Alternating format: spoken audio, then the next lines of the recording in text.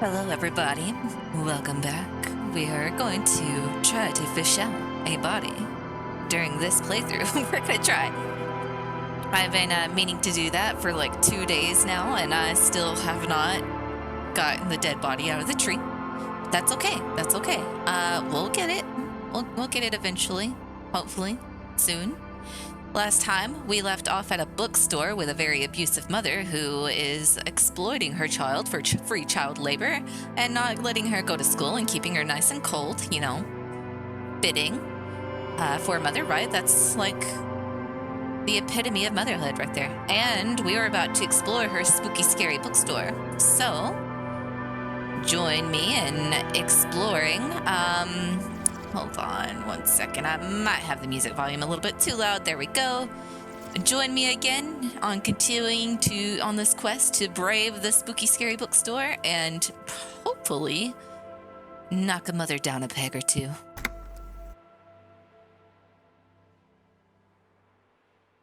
Also, before I get officially started, I do wanted to note that I was gifted one of my items that I had on my wish list from Throne, and I want to just give a shout out for that. I appreciate it. Thank you for the gift. I have received it. It was intact and whole. All right, now let's go, Scoob.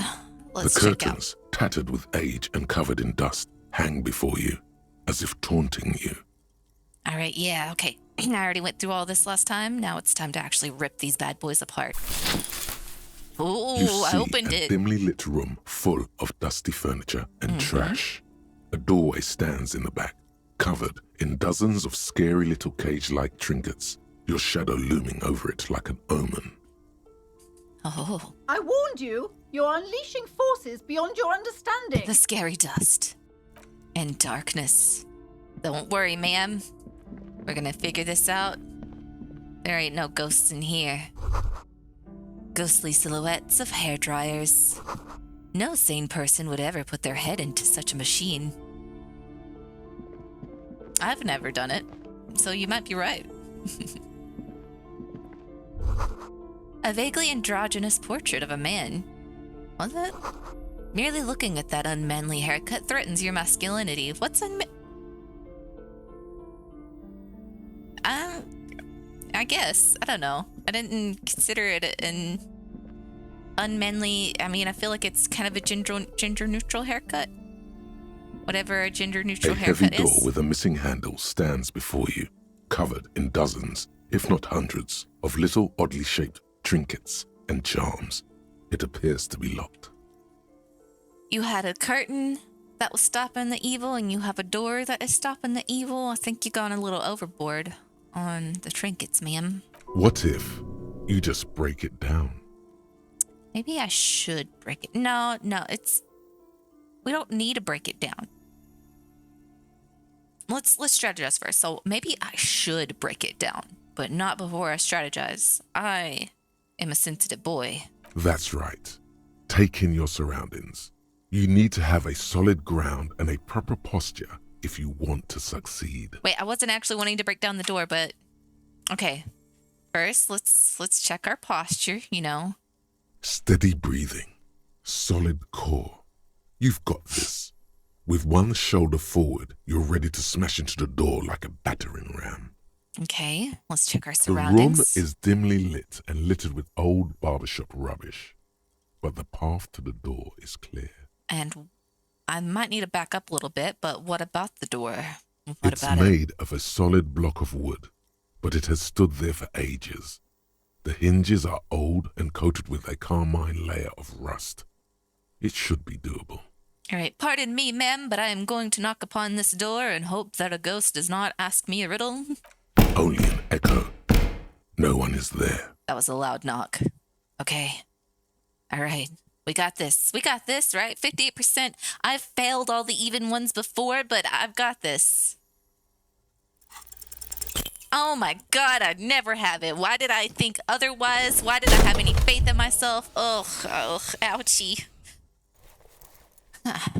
You think I would learn my lesson at some point that I'm wildly unfit for anything. Whose moronic idea was it to just run through the door? It was yours. Don't you know that things like that hurt? Okay. All right. Okay. Breathe normally. It wasn't the best idea. Are you alright? I got it, Scoob. This looked pretty intense and painful, I must admit. Why didn't you help? You're the worst partner. You haven't done anything. What's going on there? Nothing? Are you really trying to break down the back door? No. I warn you, don't tempt the spirits, officer. Don't tempt the spirits, or you'll damage the holy wards on the door. Then give me the key. It barely looks like you've done any damage to the door, however. It's still locked and closed, covered in dozens of little charms and trinkets. Madam, I need the key.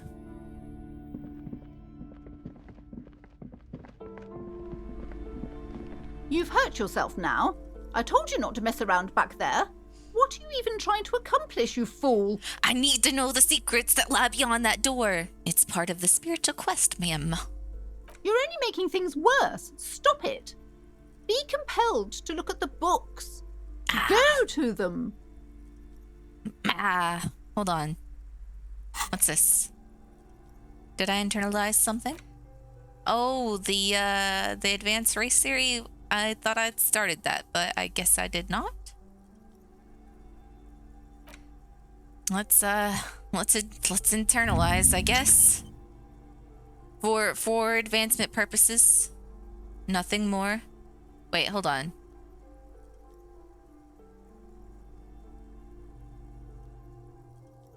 Hold on.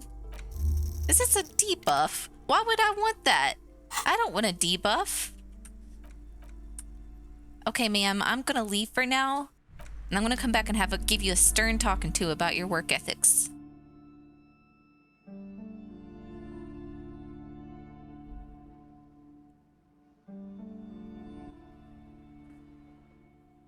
After I figured out a way to open up that door. Okay. Let's see. Oh, I got some things. The book appears to be erotica, but without actual erotica. Then what is it? Let's see, what's on my to-do list? Find out who is in the union box. Oh, is it past 5? No, not quite yet. Where's the rest of the armor? Getting the body down. Track your badge. Victim's tattoo photo that maybe someone can decipher them, tell you what they mean. You should probably talk to about 2 people about. Hold on, I got my brain. Hold on. You should probably talk to about 2 people about. Don't use two, and about twice in the same sentence. Thank you. That messed me up. Ask around about tattoos' possible meaning. Okay. Jeez, that messed me up. Who would know about tattoos? Ooh, maybe, hello, ma'am. It's raining again. It was clear just an hour ago. Okay, you have nothing for me. I gotta click on that. All right. I need someone to tell me about tattoos. Was this always something I could look at? Goods from the lorry haphazardly litter the surroundings. Okay. I don't want to talk to that guy. He's a dum-dum. Hello, sir. Do you know anything about tattoos? Right to work! Right to work! Shame on you! Shame on you. Hey, tough guy. I had more questions. Things are busy enough. You're going to waste less of my time? Maybe. The hulking man oozes stark skepticism. You don't have any tips on how to punch a guy out, do you? Say a really big race theorist guarding a button, hypothetically speaking. Not before you get in there and get your ass whooped. Learn by failure, I always say. I'm trying to help you out here. I was gonna open the door, but never mind. You want me to get beat up before you teach me anything. He might have some advice, but you got to at least try to fight Measurehead first. Return if you fail. What exactly is your goal here? We were promised work. We'd be in there, working, if the bastards hadn't shut the gates. and you're unable to breach the entrance. I mean, I feel like with all the energy and time that you're wasting here, you could have go find employment somewhere else, but whatever. Main gate's locked. Would take heavy ordnance to bust it open. Could try to get in through the secretary's office. Door's locked. The guard's blocking the way to the access panel. Okay. And I don't mean the scrawny mess punk either. I mean head measurer. Or whatever he is. Have you considered storming in? Like, all of you? There's a lot of you here. Why don't you go arrest them instead? Won't you I'm mind your sure own they've done business? plenty of criminal shit. They have that look. Apparently cops don't have any authority here. It would be better for the neighborhood if you went home, at least for now, if you can't get in anyway. That's true. No! Fine. They will give up eventually. Or get drunk. Leave the button unguarded. Then we charge. All right, I guess I'll leave. You didn't have anything else to tell me. Let's see. No one's let me. I wonder. Should I? Okay, items. Okay. Interact. An intricate web of blue lines stretches across the torso of the hanged man. From the right shoulder to the solar. It almost looks like the electronic patterns inside a red. I don't think I can equip it to show it to anybody, right? So there's not really much I can do in terms of that. So I guess let's go find someone who'll actually talk to me about it.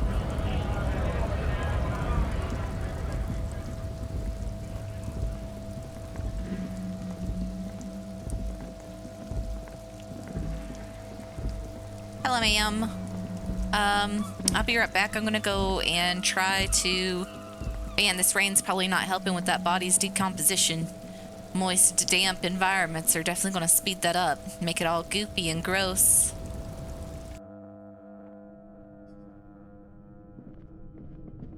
Have I earned enough points to get my sweet jacket? Am I able to try this again? Oh wait, hold on. Has that always been... These barrels are half full of rainwater. And this?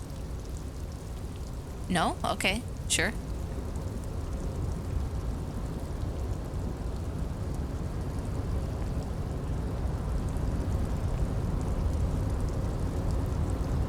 The tarpaulin cloak with possible RCM markings is still caught on the railing.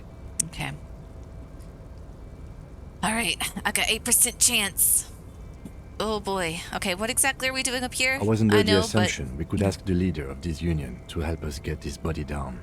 This is why we're here, right? But yeah, I just wanted to tick off that I Or it could said be it. that we are just exploring. It might be a little bit of both. He's thinking you've forgotten where you are again. No, I'm fine. Okay. I've managed to pass at least one check before, and it was a low check. I've not passed a high one. So, I think so anyway.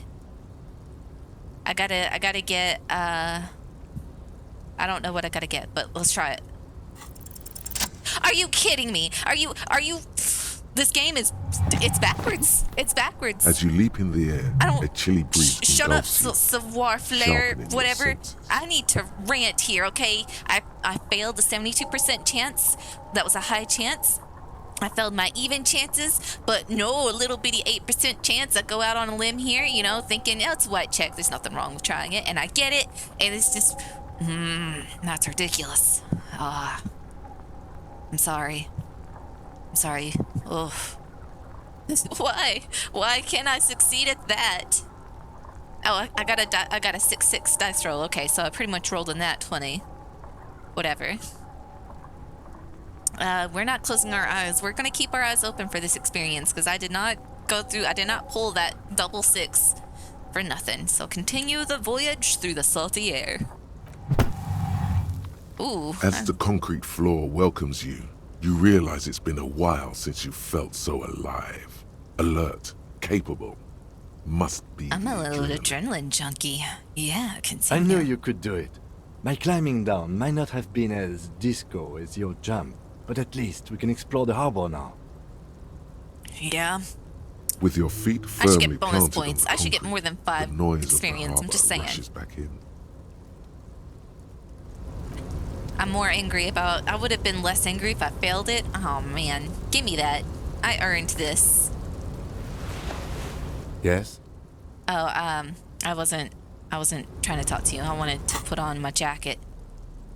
Give me that. Thank you. Now I look cool and swanky. All right. Collecting rainwater. Yes, yes. As it should be doing. Let's look over here. I don't know which way is the correct way to go, but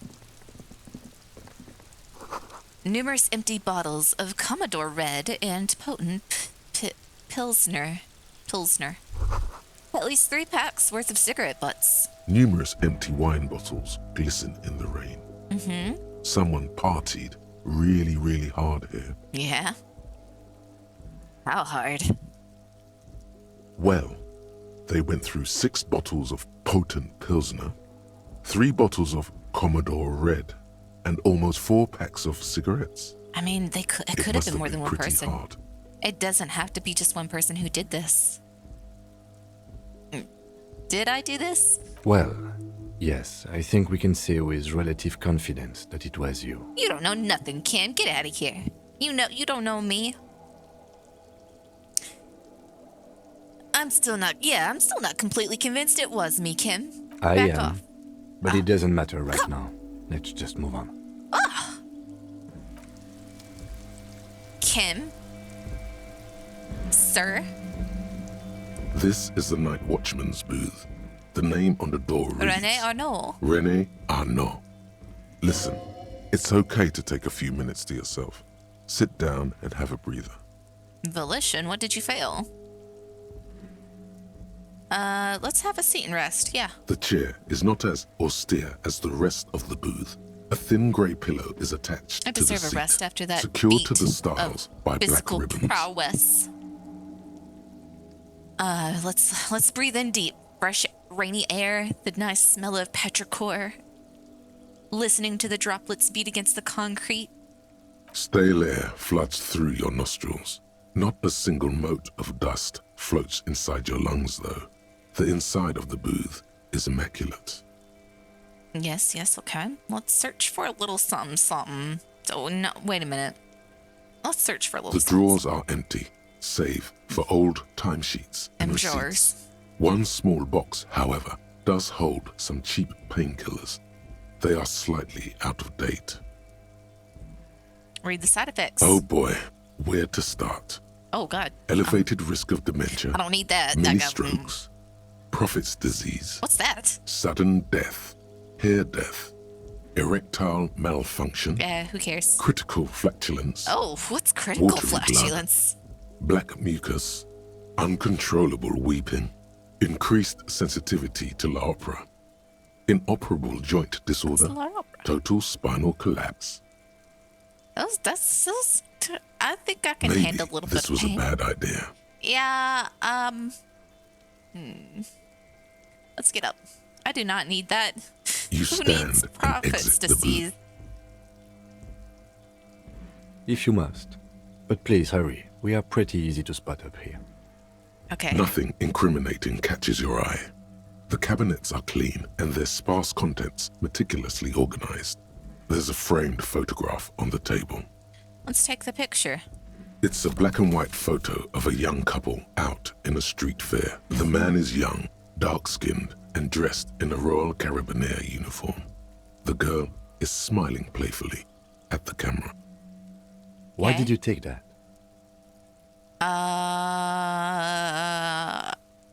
Instinct. Yeah, I'm a cop, Kim. It's instinctual to collect evidence. Get with the program. Fine. But Yeah. let's move. I don't want to be seen snooping around here. Yeah. It's like he's never played a video game before. Hold on. We got something to inspect. Oh, it won't let us. So, young lady, a young man. Revachol Fair, summer of 91. 18? Anyone?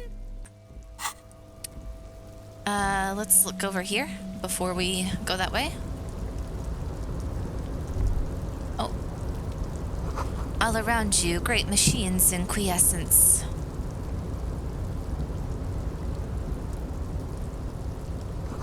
White pine trees are printed onto the screen covering. It looks like a forest under snow. I thought those were just textures, like, you know, where some of it was worn, but okay. Wait, which way do I want to go? There's too many options. Okay, this feels like the correct way, so I'm gonna go the other way.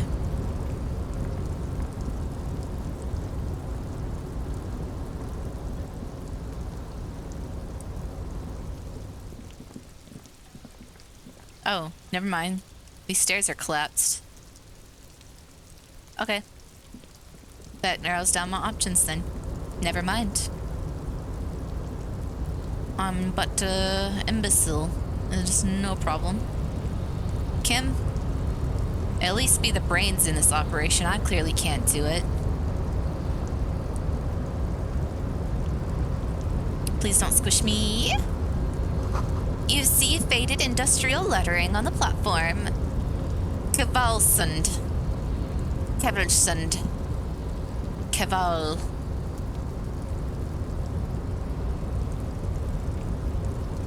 Okay, hold on. Let's look around. We're looking around. What's this? A rusting control panel with several knobs. 2 buttons marked Marsh and Arret are faded with use. I know what those mean.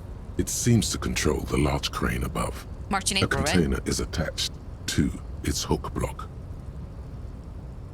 Let's press erect. The crane stands tall, proud, erect, and still. Okay. Let's try march. With a loud grind, the crane shifts overhead, moving a massive metal container through the air. Okay. Why did I want to do that? Oh, up there. Okay. I wonder if Kuno has anything to say about my impressive leap.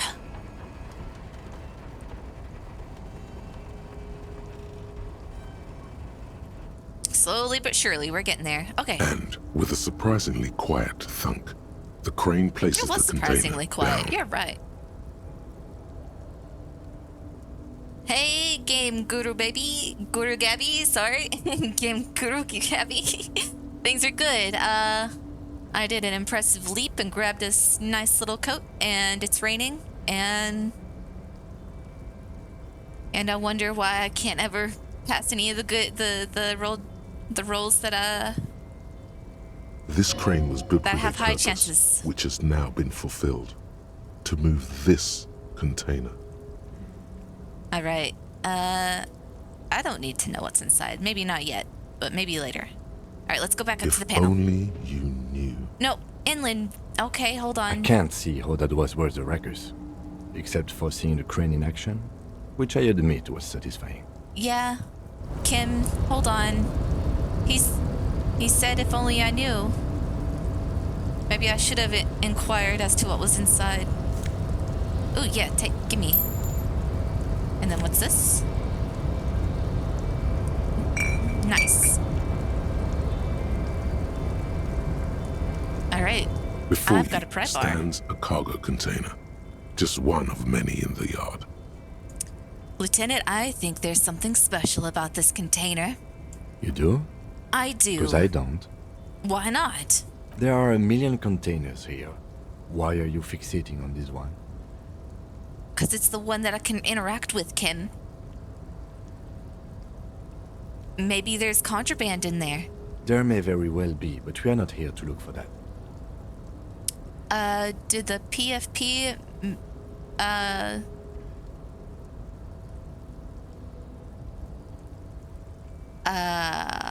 I'm going to pretend like I know what you mean by that.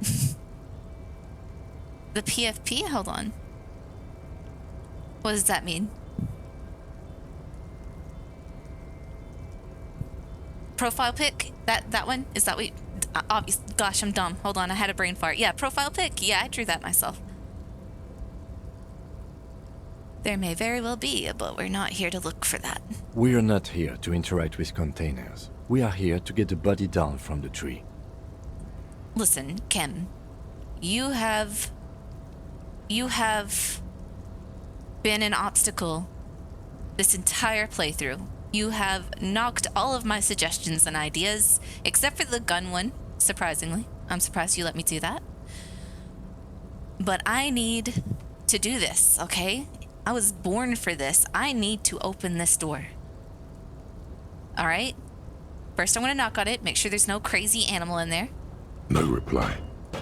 Okay, good.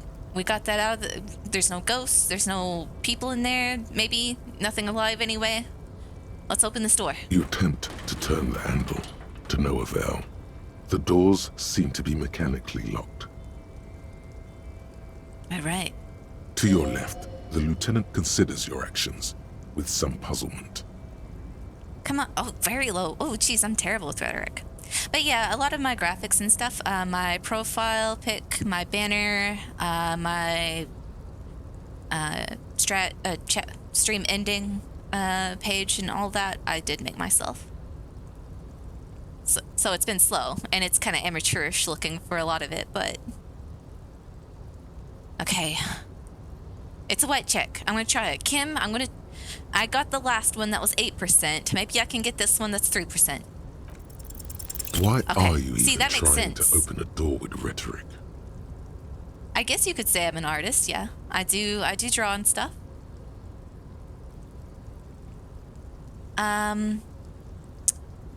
Oh, wait. I thought I was going to use rhetoric to talk to Kim. Okay. Well, I mean, yeah. Getting physical wasn't an option. I could just logic the door open. Because what wasn't an option? I didn't say that out loud. Quit trying to read my mind, Kim. Using my body over my wits didn't work. Now is not the time to get philosophical, detective. You can do that after hours. Ha. Fine. Alright, there's nothing else for me to do here. I'll go back to that later.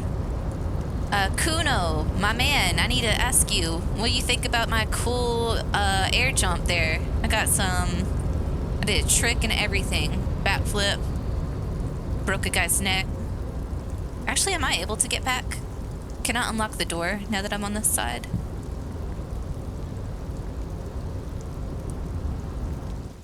Yeah. Oh, wait. The radio is emitting strange buzzing sounds. Oh, what's this? I didn't read what that was. Hold on. Book La Fumée? Let's interact with it. The front of this quarterly journal features a large satirical portrait of the late King Friesel. From the sides of his head, a pair of white antlers spread to the corners of the cover. Why antlers? Because white antlers are one of the symbols of communism. They represent a Right. society in accord Yeah. with the natural world and at the same time above it. Any upgrades that I plan to do, gamer, Guru Gabby? I will probably do on my own, or if I ever reach affiliate. But I haven't gotten to that point yet, so there's no incentive for me to upgrade yet. I'm not interested in any solicitations either.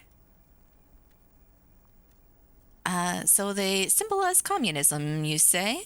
Why Friesel? I don't remember how you pronounced it. Because Friesel was incompetent, Friesel? foolish, and cruel.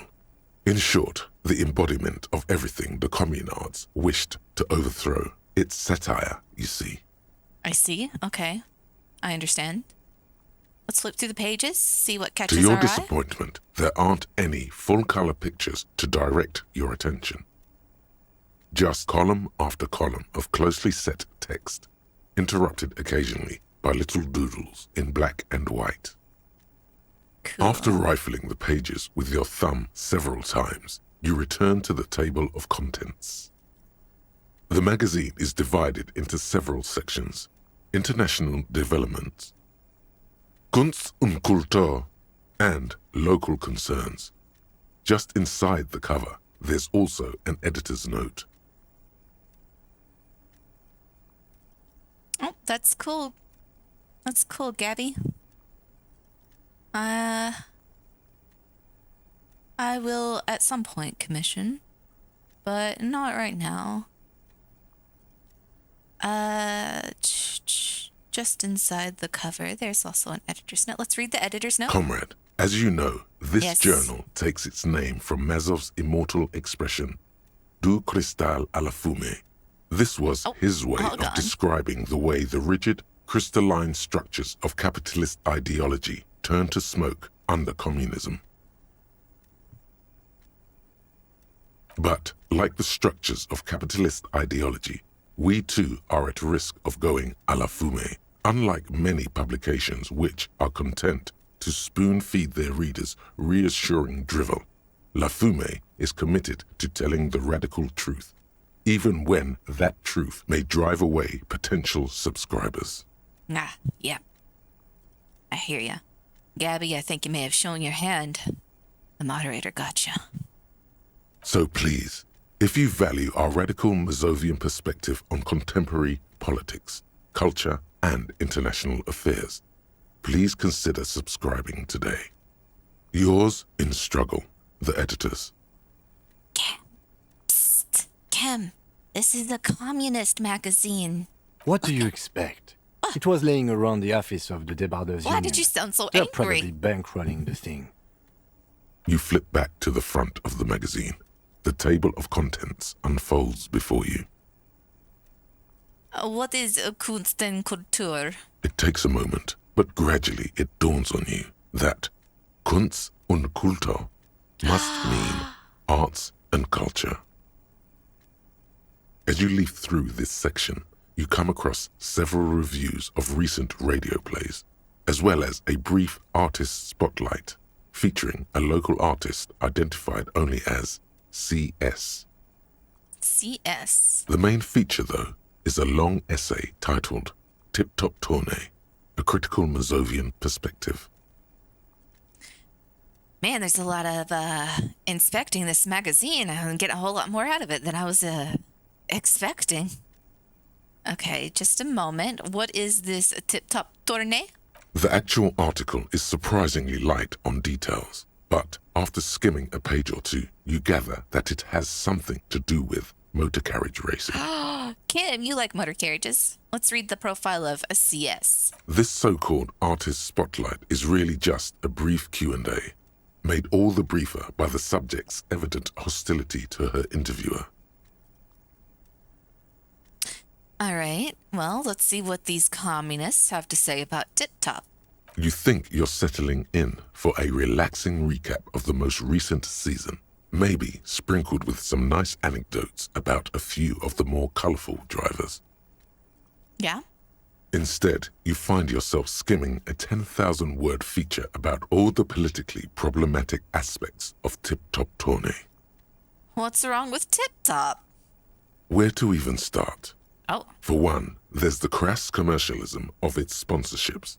And then there's the practically criminal emphasis on deadly motor crashes. oh, it's like a NASCAR. Okay, hang on. Who wrote this stuff? Oddly enough, this article has two bylines.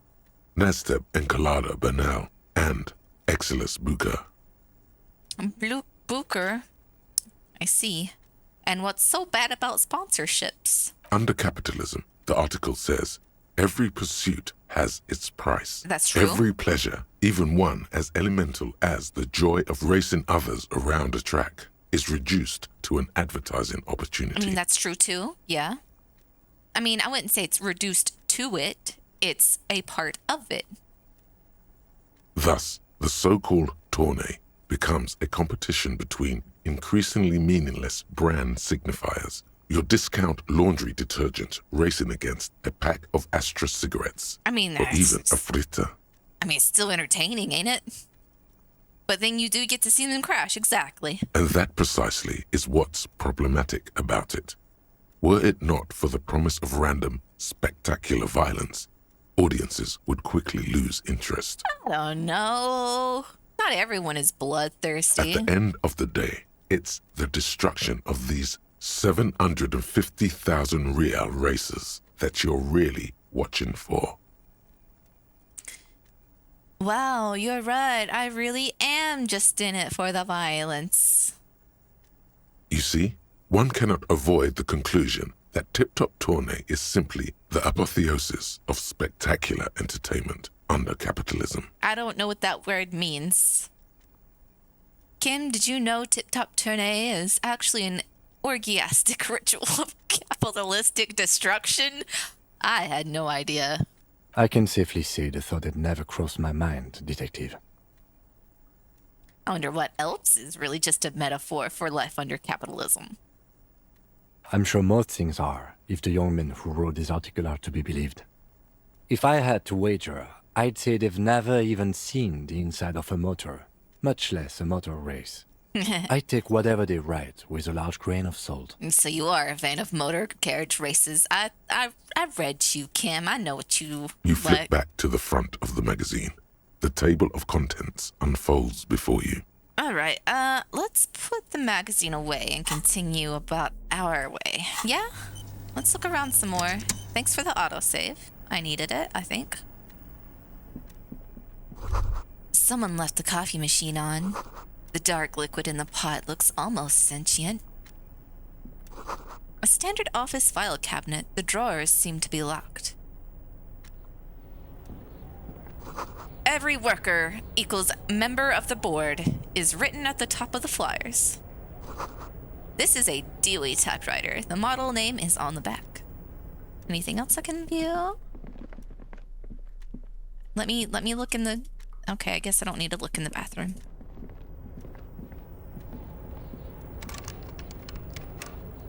Door unlocked? Yeah, the door's... Oh. I need a pass card? Oh, I guess I gotta make my way back through some other way?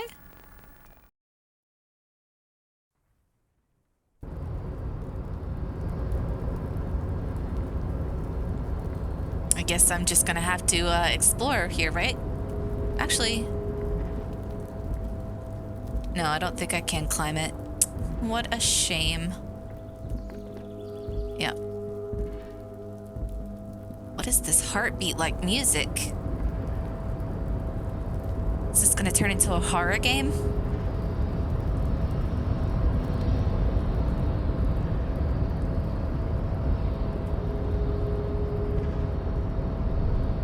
No, gimme. The shipyard ahead is oddly quiet. The great machines are sleeping. A pile of cargo belts used for heavy lifting. One says vermilion. Oh, that's the same belt that we have around the neck of the body in the tree that I still haven't gotten. This speaker tower is silent. There's no work to organize in the yard below. Was there a ladder? Did I hallucinate the ladder that was down here?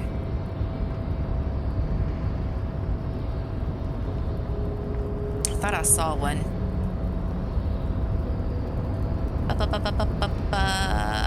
Right here? Okay, I guess it's not a ladder.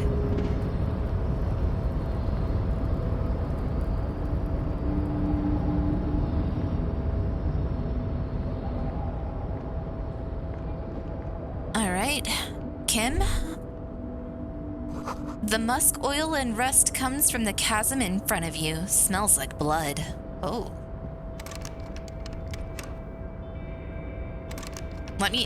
Let me have you.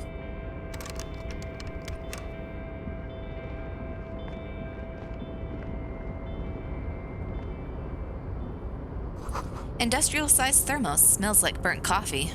Huh? Oh, hello, sir. Container, I'll turn you nice and red. Container, put the logos on the dead. Container, used to be Wild Pines. Container, now belongs to Everard. The tiny man is so engaged in his work he doesn't notice you. Hi. Everard. He looks after everyone. Huh? Well, hey there. Hi there, How can I old help man. you, mister? The look in his deep blue eyes is as sincere as you've ever seen. Kind of makes you feel like an arsehole for no apparent reason. No. I see you are not a union man, mister. How do Did you know? get lost? You're not one of them scabs, are you? What is it with you people and scabs? I mean, I don't personally mind. Folks is just folks, you know, and folks gotta eat. They do. That they do. Just some of the other guys don't look too kindly on the scabbing kind, if you know what I mean, mister. Yeah. What are you doing with these containers? Oh, I'm just making some covers for them containers here. Yes, I am. So it's easier for the crane operators to spot them. Oh, it's a red check. My luck so far hasn't been too good. Let me ask you about something else. Sure, mister. About what? Where is everyone? The harbor here is empty. Oh, most of the guys are down at the gates, keeping the scabs from coming in. Okay, yep, okay. We're on a strike. The whole union is. You don't have to work when you're on strike. Ha! We haven't worked for 2 months now. Have you been able to get afford things? So no one is working? Not everyone is down there, of course. Mr. Everard is in his office, where he always is. And Jean-Luc is guarding the gate. But Titus and his boys got into some drunken trouble and Everard sent them on a nice vacation. For a week or so. Oh? What kind of trouble did this Titans and his friends get into? Oh, I'm not really supposed to talk about that. Oh, you want to That's tell me union though, business. don't you? Tell me. Him and his boys stirred up something in town. Probably Whoa. drank too much and got into a fight or something. I heard Mr. Everett telling them to take some time off. They wouldn't have happened to have dabbled in a little bit of murder, would you say? Don't go all bad cop on this simple, friendly fellow. Okay. But what did they really do? I guess the boys got a bit too rowdy and had to let out some steam. I don't really know the details. That's just how boys are, you know. Boys will be boys. I haven't been in a fight since I was in middle school. Easy, Leo. Let's keep this on the hearties. What does that mean? Okay. Let's hear about this fight you got into. I remember I was the runt of the class. The bigger boys always used to pick on me. You see, I had a bit of a temper back in the day. Yeah. Flew off the handle like nobody's business. But Mr. Everett and his brother always came to help. Once they beat old Noel Becker so bad he needed stitches on his head. Noel never started another fight with anyone after this. Mr. Everett and Mr. Edgar are real nice guys, mister. You should go talk to Mr. Everett. I'm sure you'll be good friends. He's friends with everyone around here. Is he? Oh no, you're coughing. What's in that container over there? I was curious. I need to know. It is part of my life's mission to discover the contents of that crate, my good sir. Oh, that one. That should be empty as far as I know. Lots of containers here have nothing in them. They're just waiting to be loaded up. No, I needed a mystery. There could still be a chance. Told you. Oh, hush, Kim. Do you work here? Yes. Everybody needs a job, and this is mine. I'm Leonard, by the way. Leonard Bellick. But everyone calls me Leo. Gotcha. I'm like Mr. Everett's right-hand man when Mr. Edgar is out of town, and Mr. Edgar's right-hand man when Mr. Everett is away. Actually, Miss Beaufort is the right-hand man, but she's a lady. Good joke. Who is this, Miss Beaufort? She sounds like a lawyer to me. A real pretty lady with a skin like those Douai Sucre candy bars my missus likes so much. Them are real nice to suckle on once the dinner is done and me and the What? missus sit down beside the radio. Sir, do I need to have a talk with your wife? But I can't listen to the radio all the time. There's so much to do around here and I'm always busy keeping things running here. Yes, I am. You didn't explain to me who this Miss Beaufort you mentioned was. Oh, Lizzie. She is a real sharp tool. Mr. Everett put her through some fancy school and everything, east of the river. 4 years she was gone, and when she came back, she was all fancy and lawyerly. I thought so. She sounded like a lawyer. But she's a real nice girl. Grew up in this here neighborhood. Knows everybody and gets along with everyone. Real pillar of the community one day, I'm sure. For a fraction of a second, there's sadness in his eyes. Oh, sadness. If me missus and me was to have a child, I'd be real happy if she turned out like her. But she can't have kids. Oh, I'm Doctor, sorry. my matron said Leo. so. And she knows about such things. Been a doctor for almost 50 years, she has.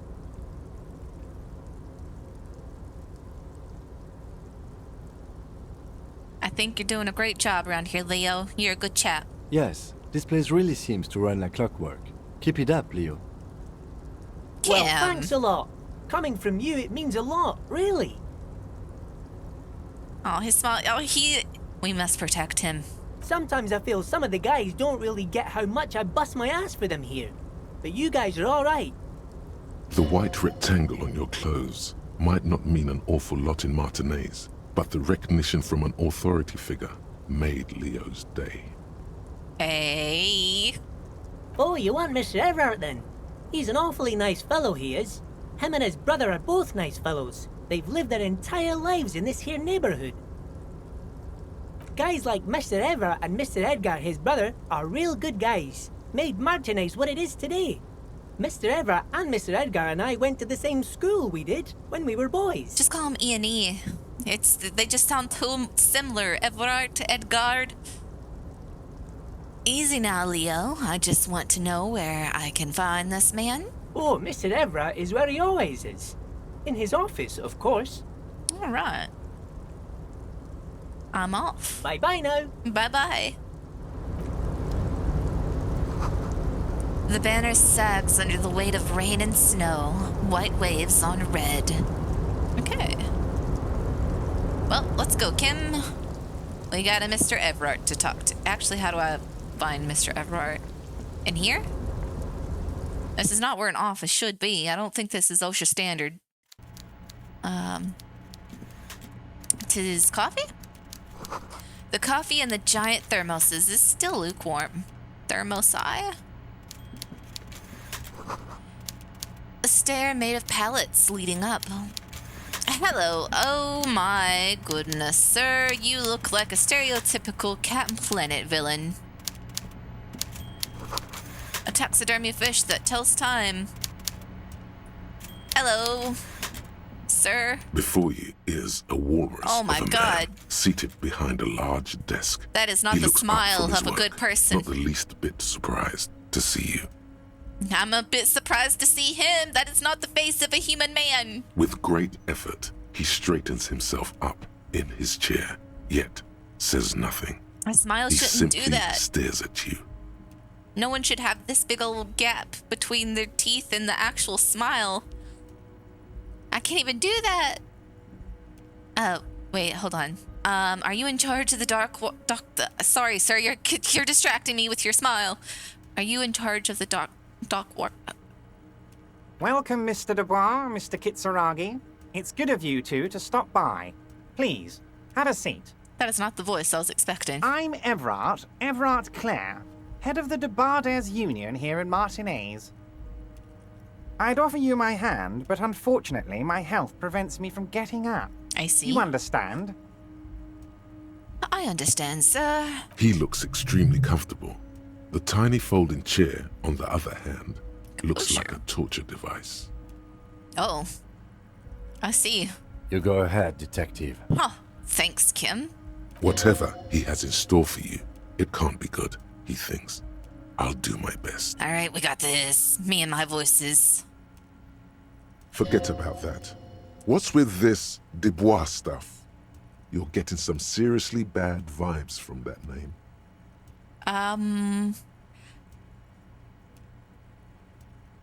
I'd rather stand, thank you. Please, Mr. Dubois, let us converse in a civilized manner, as equals. Take a seat. I insist. He's trying to throw you off your game with this Dubois nonsense. Don't give him the pleasure. All right, authority, you got my back, right? No, I'm not gonna let him boss me around. I don't sit. It's kind of my thing to stand here all authoritative. Very well, Mr. Dubois. I will respect not a man be with strong lowered. convictions. That's right. I, too, have convictions. One of which is that I will not engage with any man who won't face me at eye level. Should you find yourself more amenable in the future, Yeah. I'd gladly resume our conversation. But until then, I'm afraid I must ask you to leave. You're no Titan of Felician, buddy. He's got you in a fork. Sit down or leave. No, Felician, you failed me. Excellent, Mr. Dubois. I can see that you're a reasonable man, and reasonable men can be of great use to one another. I flinched first. He's not going to respect me now. You're going to be the new Kuno. I'm going to remain serious. This man looks like he wants to take me for a fool. So tell me, how can the head of the Debarders Union help a representative of the Revachol Citizens Militia today? The chair you're Oh. sitting on has got Ouch. to be the most uncomfortable chair in the world. For real? It's violating your backside. Wow, okay. Oh, by the way, I heard you got a rather rude reception from a certain Lawrence Gart. Some Who's Gart? people Oh have yeah, no Gart. manners. Yeah, It pains me to for say. real. I should beat that guy up. He cost me so much. He's demanding I pay for my room tonight. Can you believe This that? should take care of that nonsense. A novelty check? Okay. On his desk, it's absolutely comically huge. It should be sufficient to cover your expenses for a few days I and do patch not over your need to be differences with the bribed. cafeteria manager. Go ahead, take it. Hey, that's 25 real. That's good money. Think of all the stuff you could. Wait, you know Gart? Yes, I know Lawrence. He's a real character. No union man in him. A real piece of work, that boy is. With a grin, he points to the checker game. It's like you're on a game show. At least don't thank him for it.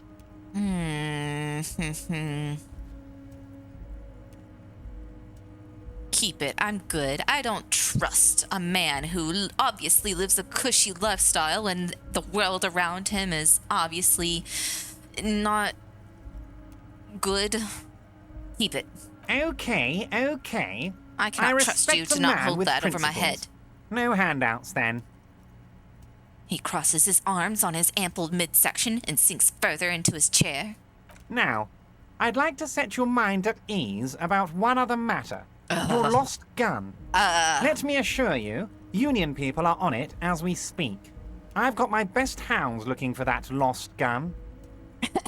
I didn't lose it. His slug-like lips move, but all you hear is an echo. Lost gun. Man, Lost I hope gun. you are Lost gun. a sleazy, evil guy, because this game is being savage to you right now. The world is swallowed by a black Oof. hole of fear. Only two I'm words aroused. escape its gravitational pull. Lost and gun. I'm not worried. I've got this, sir. Are you all right, Harry? You say you got this, but you seem a little anxious to me. Don't be. Everything's going to be all right. Okay. It's not like you left it loaded. You didn't lose a loaded gun. Well, that Local puts all my children aren't goodies. out there playing with it right now, pointing it into their own mouths. It's in a safe place. I just know it. I have a feeling everything's going to be all I right. have a feeling that you may have it, good sir, and that you are planning to frame me for something here. You're not planning on using it and then stashing it somewhere. His voice doesn't match his face, I agree. It was loaded. There were 2 bullets in it. You always keep at least 2 barrels loaded. How do I know that? Ooh. Kim. Officer, we will deal with this later. We don't need Mr. Clare's help with this. I wouldn't be so sure about that. I have no choice. Oh my. Okay, please give me 2 reds. Hold on. If I mess this up, it's gonna like hurt me bad. I don't know if I have the health for this. Hold on. Let's check my... I can't check my inventory. Well.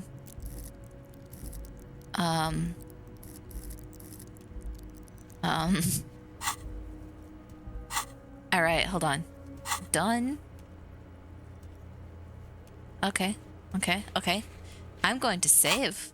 That's what I'm gonna do. I'm just gonna save real quick, just in case, you know. I can't save. Well, I hope I don't die. God, No. you're sweating. Your knee is jerking. You're about to cry, aren't you? You're about to cry because you lost your gun and those children are gonna shoot themselves with it. Oh no, I'm not about to cry. I will stay cool. Mr. Dubois, you don't look so good. Neither do you, sir. What is this, Mr. Dubois? He keeps repeating. What is he trying to pull here? You need to cool the fuck down. Chill. I am chill, composure, okay? Mr. Dubois! Mr. Dubois! Harry!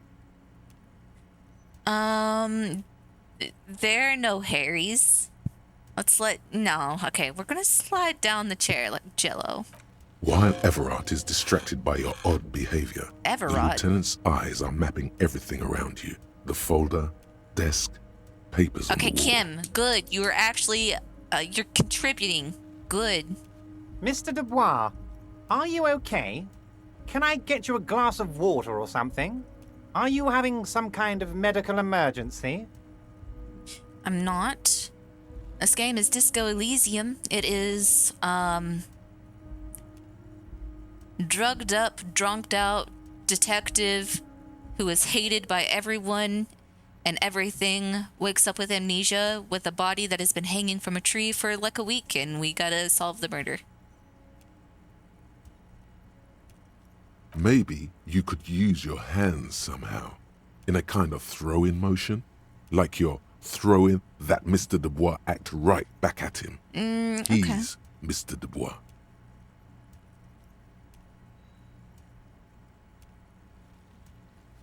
Nah, I'm as good as it gets, Mr. Dubois. I can't say it. Don't be dramatic. I can see your condition isn't terminal. I Cam, why don't you ever have any sympathy for me? What an odd demonstration of... you got me, Harry. I don't even know what. As entertaining as it was, I'm afraid we're wasting our time. And I'm an extremely busy man, as I'm sure you are too. Yes, extremely busy. Okay, enough. We are here to ask you some questions pertaining to a murder investigation. Quick, here's your window. Get yourself together and ask him questions. Police officer questions. Could you help me get a dead body down from a tree, sir? You might have noticed there's one hanging on a tree behind the hostel cafeteria. Oh my. Don't take this question personally, but why would I get involved in this matter? Well, considering the fact that he's being hung up by a rope that has your company's logo on it, you are considered a prime suspect in this, sir. Mr. Clare, the man was hanged with a cargo belt, a steel-reinforced cargo belt. It's safe to assume the Union had something to do with the murder. Thanks for saying exactly what I just said, Kim. You're very helpful right now. Besides, getting the body down would benefit all of us. It's a stain on the neighborhood. I can certainly see how having him up there might start affecting some real estate values. Yep.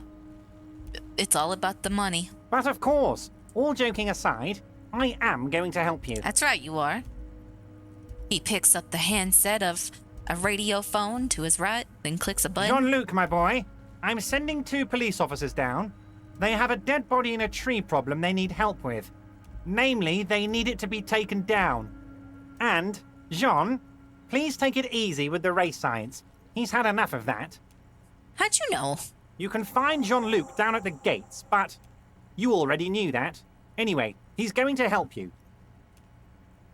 All right, okay. Aren't you gonna ask how I got in? Harry, honestly, I'm just relieved you didn't get a hernia. A man your age... You watching me, sir? Honestly, I too was surprised by the resilience and athleticism of this tool I've been provided with. I was honestly surprised. Yes, yes, Harry. You are obviously in peak physical condition, and I salute both your initiative and your physical prowess. Very impressive, Harry. Very impressive. Anyway, I assure you, I am a very well-informed man. Information reaches me before I even get the chance to request it. Uh-huh. Yeah, okay. I want to talk about the hanging. Oh, of course. That's your main thing here. Yes. That's why you're in Martinez. Yes, it is. I know everything that goes on around here, and I would love to help you, like I'm helping you with the body. Now talk. Tell me. I mean, it's no secret that the lynching is connected to the strike. So much to talk about. Honestly, it's been weighing on me so heavily. I understand you need to interview me. You were very quick to point your finger and give us a reason for a killing, weren't you, sir? I sense that there's a but in here. But there's a thing that's been keeping me up at night. What? I want to talk about the hanging. I mean, if we could just calmly talk, exchange information, we could blow this thing wide open. If you would cooperate me, sir, and stop trying to play me like a fiddle, I'd be more than happy to keep this peaceful and not resort to any physical means of extracting information from you. Yes, that sounds good. Let's do that. Let's do that. But I can't think straight with this thing weighing on me. You're police officers, aren't you? I have a crazy idea. You guys are basically door-opening machines, incredibly talented at opening doors. What door are you proposing that I have opened for you? Kim, is that true? Are we door-opening machines? I'm not sure I understand. If you're asking us to break down someone's door, it's not going to happen. Come now. I just need you to go open a little door for me and leave it unlocked. A simple thing. Absolutely nothing shady about it. I ain't doing this devil's deal. Does this jiggling ooze think he's going to use you? He's got another thing coming. Yeah, he does. Play his game, son, with your eyes peeled. He's going to slip up, and when he does, you're going to come out on top. Yeah, well, you seem to have a bit of muscle behind you. Why don't you just open that door yourself, sir? Harry, I'm a very busy man, and more importantly, I don't have that extraordinary physique you do. Clearly. You look like you could run around all day. No, but you got the money and the men that you could hire to do this work for you. You want to send someone a message that the police are working for you. I repeat, I'm a very, very busy man, Mr. Kitsuragi, and therefore I must occasionally enlist outside help. So what will it be, Harry? And whose door is it? Oh, no one's. It's just a weasel. A weasel lives there. Nothing for you to worry about. And what do you mean by a weasel? A loud, blabbering I'm looking at one weasel. right now. When weasels feel no one is watching, they start acting foolishly. Sounds like a whistleblower to me, Everard. Just go there, unlock the door, and leave it open. It's been such a burden on me, Harry. I just want this to be over so I can discuss business with you.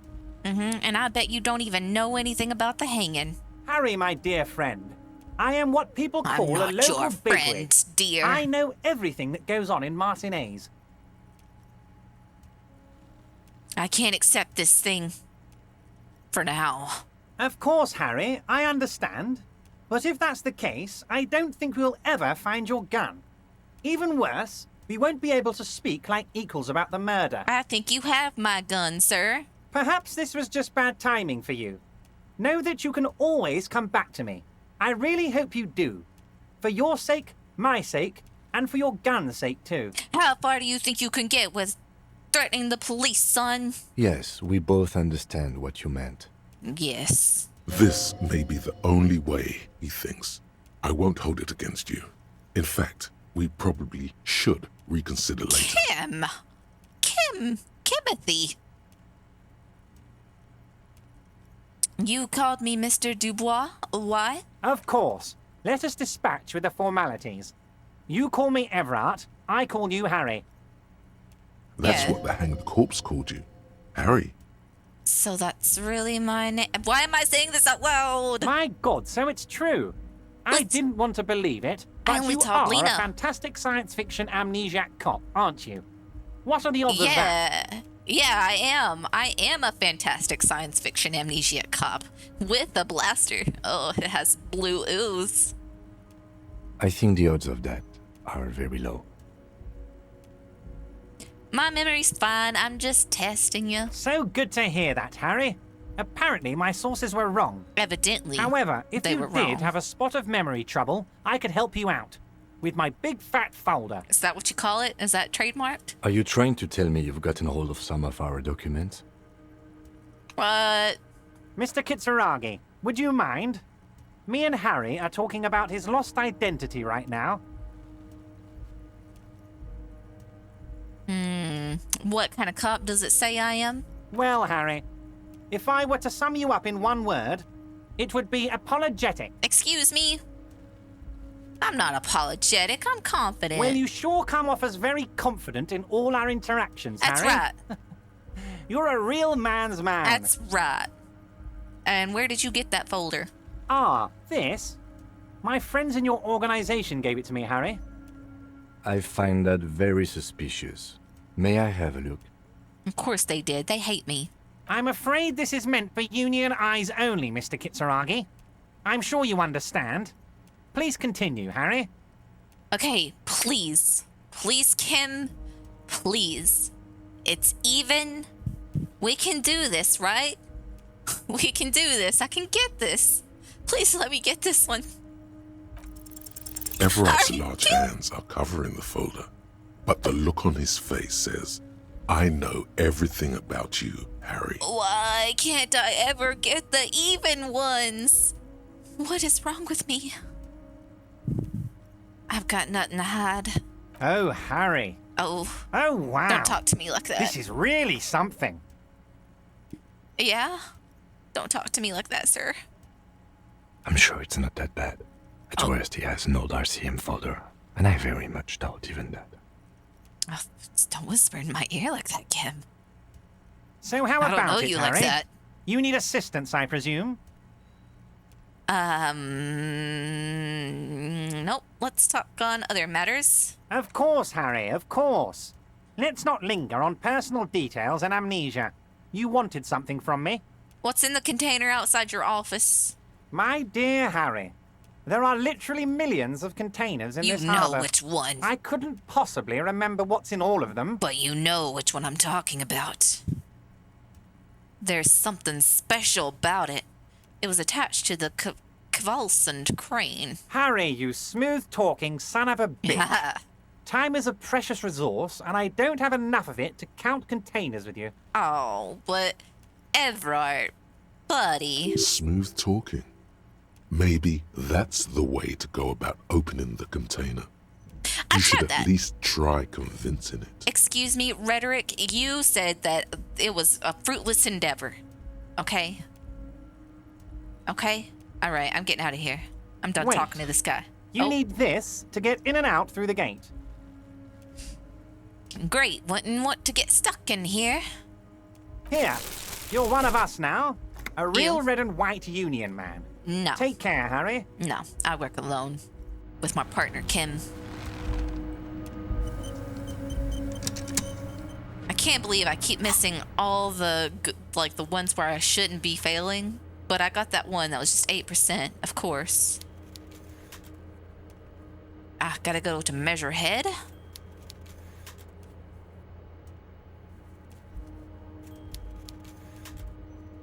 Nah, but that one, no.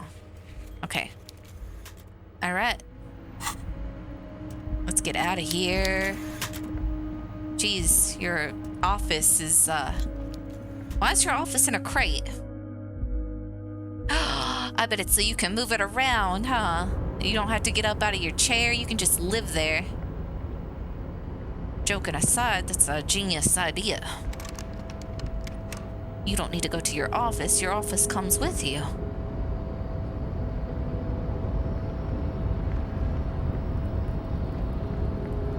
Kuno, my dude, I need to go talk to you. Did you see that cool jump? Can I try the rhetoric again? You're back before Nope. the cargo container. Nope, I cannot. This way.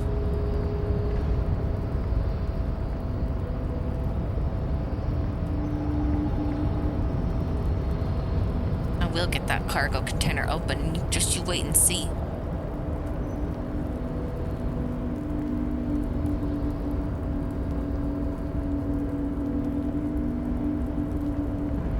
Man, this is a long trek.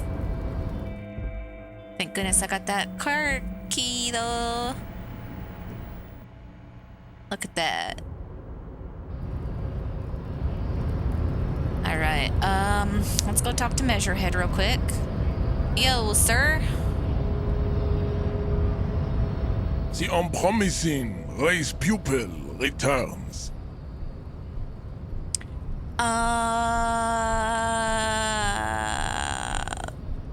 Everard told you to help us get the body down from the tree. So it was. You surmounted the harbor wall in a display of athletic right. prowess to reach my superior. Then had him give me an order. I salute your cunning, and I will remove the body from the tree with my bare hands. I'll hold you to it, Measurehead. You're so noble, Measurehead. Oh, get out of here, groupie. But while I am gone, someone must stand guard on the bridge. That someone needs to be you. Both of you. That is highly suspicious, Measurehead. That would mean you're openly showing the people that you're taking the Union's side. That means showing everyone that we're taking orders from the Union. Yes, that is precisely what it means, homunculus. This is not going to happen any other way. And then, Lieutenant, what if we don't want to do that? This is the uncomfortable result of not taking it on ourselves. I can live with a compromise. Fine. Listen to your little friend. He is wise in his childlike way. His mysterious race may yet prove fierce competition to my heroic haplogroup. Right, okay. Alright, go Babe, get it. see that they stay here the whole time. Get out of here, Measurehead. Ma'am, can you put that cigarette away?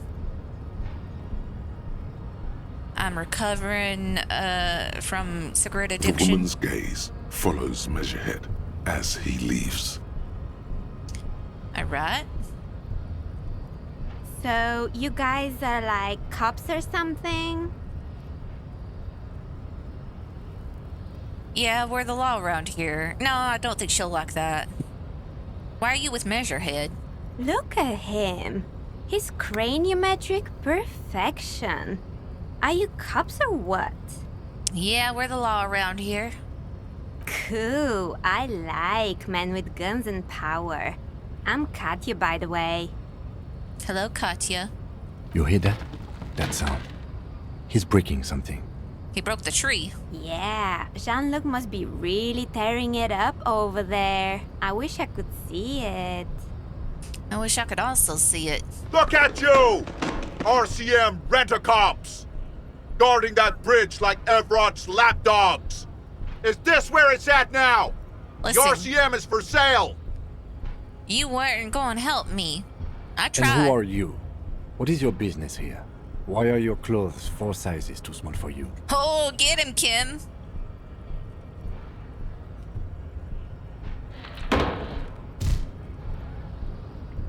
You're A close. shrill Four laughter sizes too small. interrupts you, echoing across Martinez. Oh, Kuno. It's Kuno. Then, the man turns to look behind him at the behemoth appearing around the corner, approaching him, walking past him.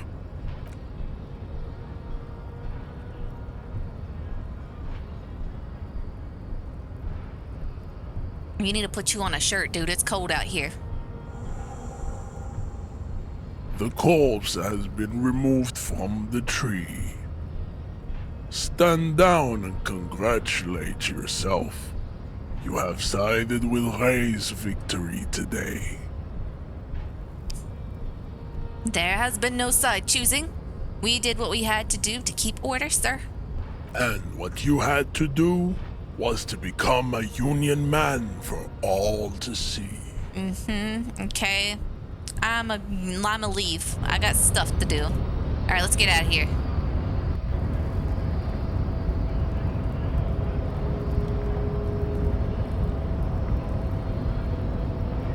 Ella, you got anything new to say to me?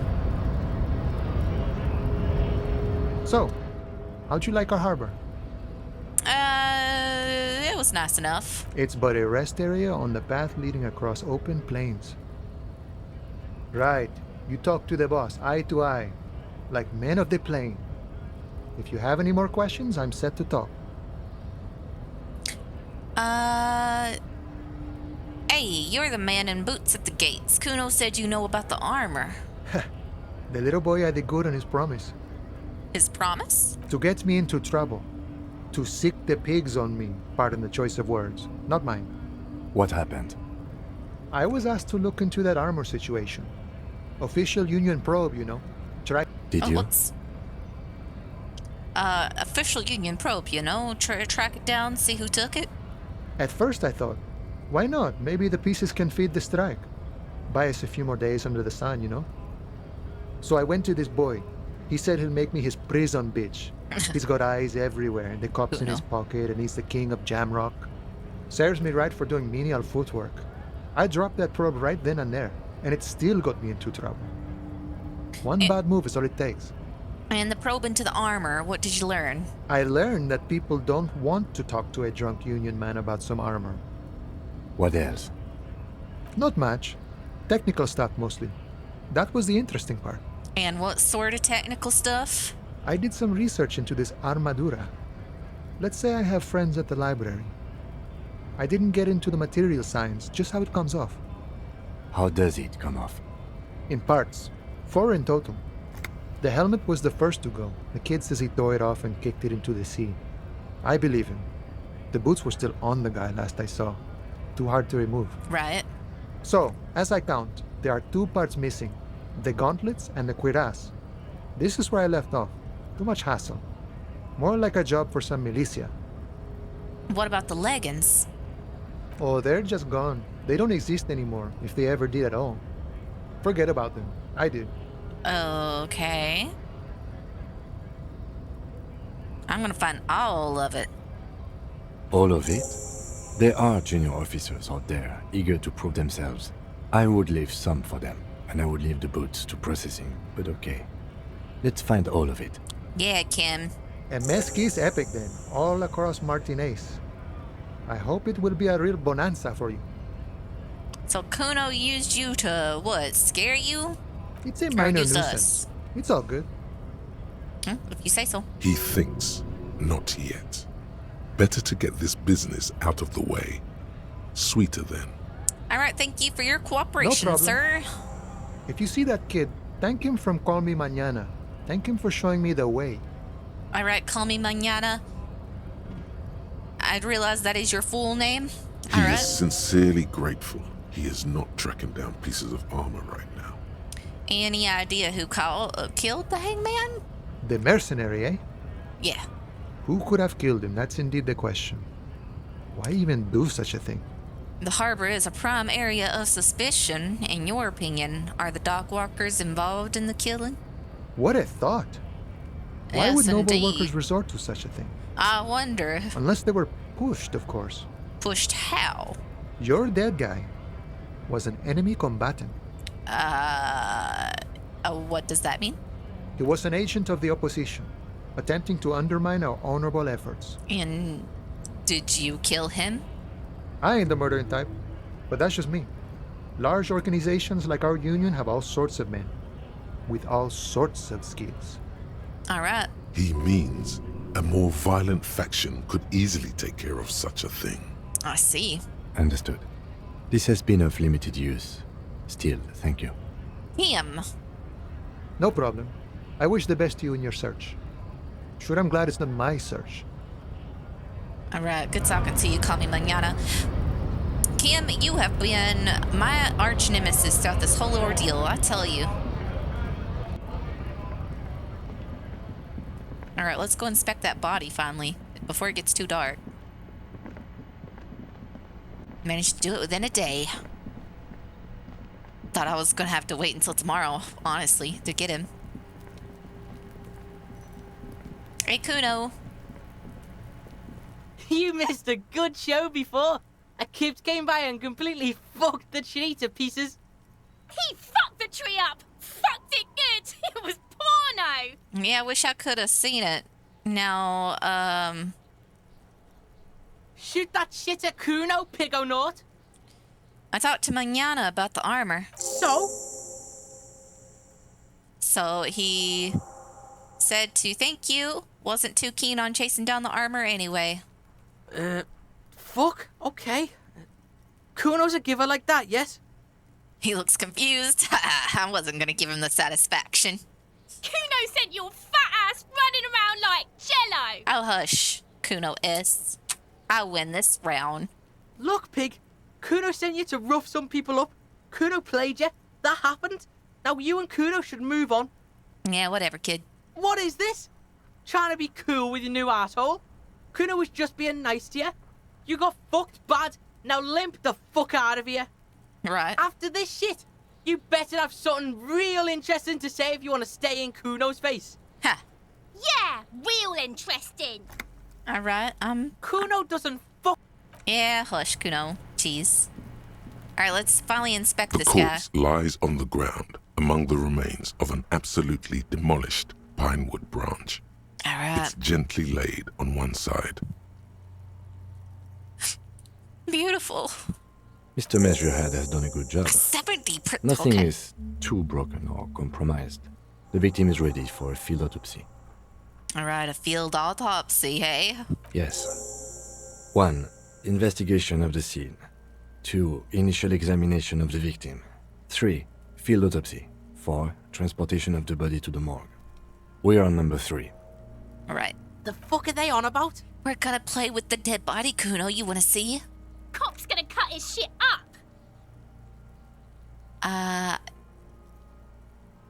Got it. The lieutenant adjusts his glasses and takes a deep breath. Real quick, tell me something, dead man. Shoot, Looney Rooney. Oh, never mind. You ain't got nothing. Come back later, Corporal. Okay. Hold on first. I gotta put on some gloves. Put these bad boys on. There we go. The rotting man. The lieutenant adjusts his glasses and takes a deep breath. All right. Let's get a little bit of insight about the field autopsy. So first, what exactly is a field autopsy, Kim? Come on, officer. You know what a field autopsy is. You've done 100 of them. Humor me. Fine. Let's get in there. There truly is a time for everything, even for yellow gardening gloves. However, they are lacking hygienically. I suggest you get in there in limited capacity. All right. I'll ask you You're when not I need wrong. you to. For the most part, maybe I should handle the contact and you take notes? We just fill this in, right? That's right. Okay. You knew it because you inspected your ledger. Nice. The lieutenant is relieved you know the protocol. All right, let's open our ledger to the field autopsy The form. dead man stares in silence as you crack open the ledger. The bright red paper is covered in boxes and lists, describing the condition of his skin and organs in 3 parts. Above those, an 11-field info form needs filling out first. It begins with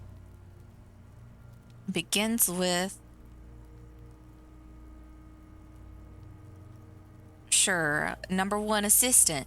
That's you. I guess I'll go with Harry Dubois. The corpse is indifferent to your scribblings, just lies there. The next box says Number 2, coroner's case number. KK57-0803.0815. How do you remember that? Next. Number 3, name. NA. Next. Number 4, date of birth. NA. Age. Roughly 50. We'll ride approximately 50. The corpse looks ageless, like meat on a hook. Race? Mondial. Write that down. The pudgy mess of curdled meat looks neither mondial nor anything other. And the sex? Fucky! Of course, Kuno-S had to give her 2 cents. She had to give her input. Pigs can have sex? Right, male? Nor does he look male, with his pregnant belly and indistinguishable face. Date of death? We're still going with March 4th, 51. All right, we're writing What that else? down. 9. Body identified by is non-applicable. 10. Case number is the same as the coroner's case. Thanks, Kim. KK 57 0503 0815 listens motionless, with the cargo belt still around his neck. Only one box remains. All right, and then finally, evidence of treatment. None. At least not after the initial examination. A strange word. Treatment. What exactly is treatment anyway? We'll go with our inland empire here. Interfering with the body's position or wounds post-mortem. Oh, that was, I mean, we did kind of shoot him. How did you not know that? Aren't you a cop? You're leaving a weak impression here. Say something sure-handed. I'm not so sure. A silent nod. The lieutenant places his gloved hand on the corpse's chest, as if in preparation. Your central nervous system recognizes this gesture. It's the stations of the breath. What? Ecclesiastic, religious in nature, a holdout from pre-DeLorean burial rites. How do I know that? It takes him 2 seconds to perform.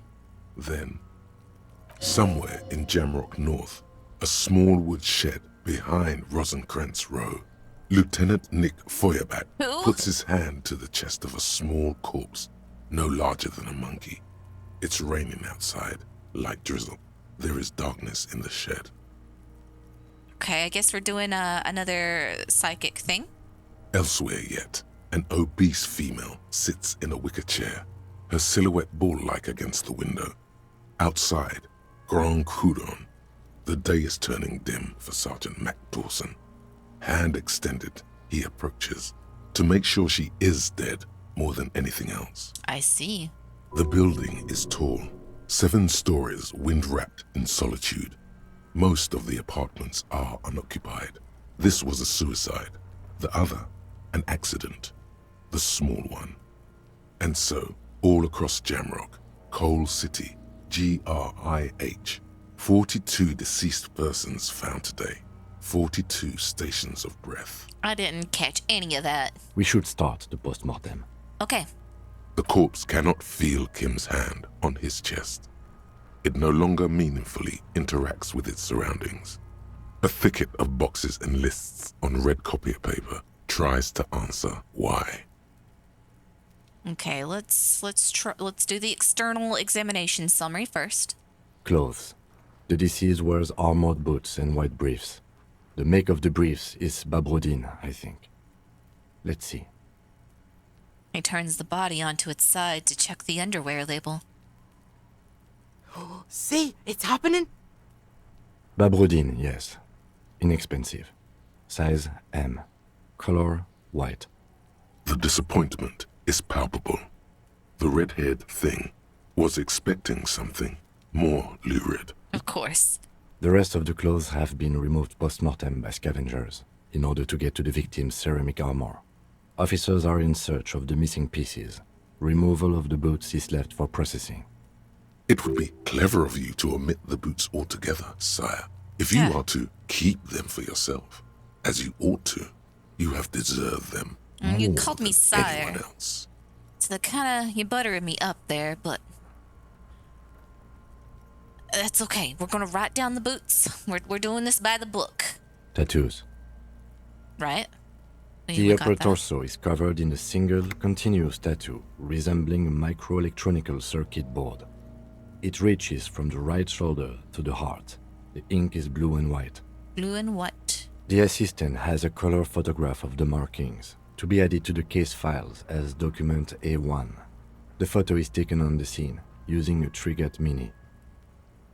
Okay. The deceased has a cargo lashing belt around his neck, tied with a hangman's knot. Color yellow. Length 3 meters. There is a buckle on the other end. All right, writing that down. Well nourished, athletically built, measuring 1.8 meters. Generally consistent with age, about 50. Preservation is good. Ambient temperature below freezing. Why am I just the, hey Perry, hi, I finally got the body from the tree. It finally happened. Anyway, I was saying, Kim, why ain't I the one who was doing this examination? Why can't you be the one who's writing all this down? Body hair is light brown. Distribution is consistent with age. The deceased had male pattern baldness. Hair is combed back, short. Okay. Let's write it down. Short, light, brown hair, male pattern baldness. Lividity is consistent with hanging. The head is congested. Contusions are present on the head, chest, and thighs. Consistent with stones thrown post-mortem. Kuno. Low velocity. Fucking low velocity? You think Kuno doesn't know what you're talking about? Velocity was fucking max. I bet it was, Kuno. Talking shit about Kuno's velocity. Yeah, your velocity ain't nothing. Get out of here. In addition, there are bite marks on the face, scalp, and chest. Consistent with predation. Write down. Ligature mark. The lieutenant produces a small folding knife. With the other hand pulling on the belt, he starts cutting into the polyester. The stench is horrid. After a while, it's obvious the material cannot be cut. The steel wiring. There's too much of it. We need to remove the belt so we can get to the ligature mark. Okay. You got just the right tool for that. The chain cutters. Wait, did I get that? Oh, yeah, I guess I did get it. Oh, yeah, I am prepared. We're gonna pet these bad boys. The hanged man lets out a joyous little bubble of rot from his nose. Good thing we got these chain cutters. Always good to think ahead. Now... Yo. Thanks for the follow, Jasmine Jane. We need to cut the belt to see the ligature mark below. Ayo. Carefully, with as much precision as you can. I'm doing good. How you doing today? See, my pig is gonna fuck his head off. I'm not gonna do that, Kuno. You need to relax. No, he ain't. Your pig's a boring fuck. Let's look for a good spot to cut. My chances are even, but let's see if we can increase those odds. The belt is equally tight around the whole circumference of his neck, swelling over the edges like white bread rising from the east. Delicious. Oh, that didn't increase. Okay, hold on. Okay. Let's see. Let's see. That's good to hear, Jasmine. I'm doing all right. I convinced a boss to help me get this body out of a tree. Which game do I mostly? I usually just play a variety. If you go to my About section, you can see what I'm planning on playing. But it's just a variety of different games. Typically RPGs, action games, or fun little I guess tabletop? I don't know what you would call this. Okay, I do not trust that I will get this, but I have no other choice. Please let me get this one, please. After Finally. some deliberation, Finally. you sink the cutters into the Hallelujah. knot tying the belt together. The first you squeeze time the rubber handles together. and forever. Sweat forming on your brow. I've passed. All right, yeah, let's press down. Snap.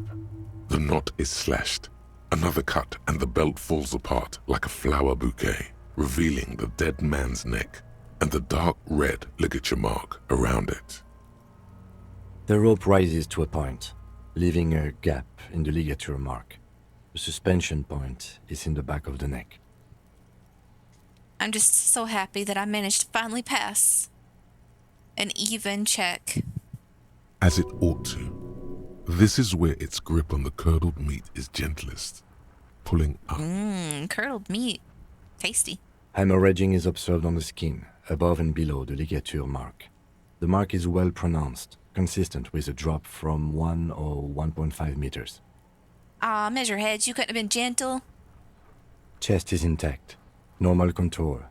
Abdomen is protuberant, pelvis intact, genitalia. Okay. No! Let's get out and see! Oh, Kono, please leave. I fucking knew it!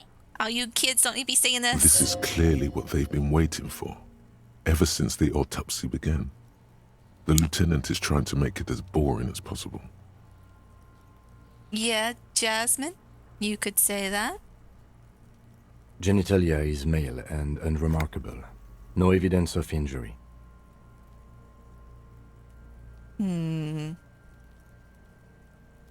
Does it... Let's see. Let's write that down and move on. Back is symmetrical and intact.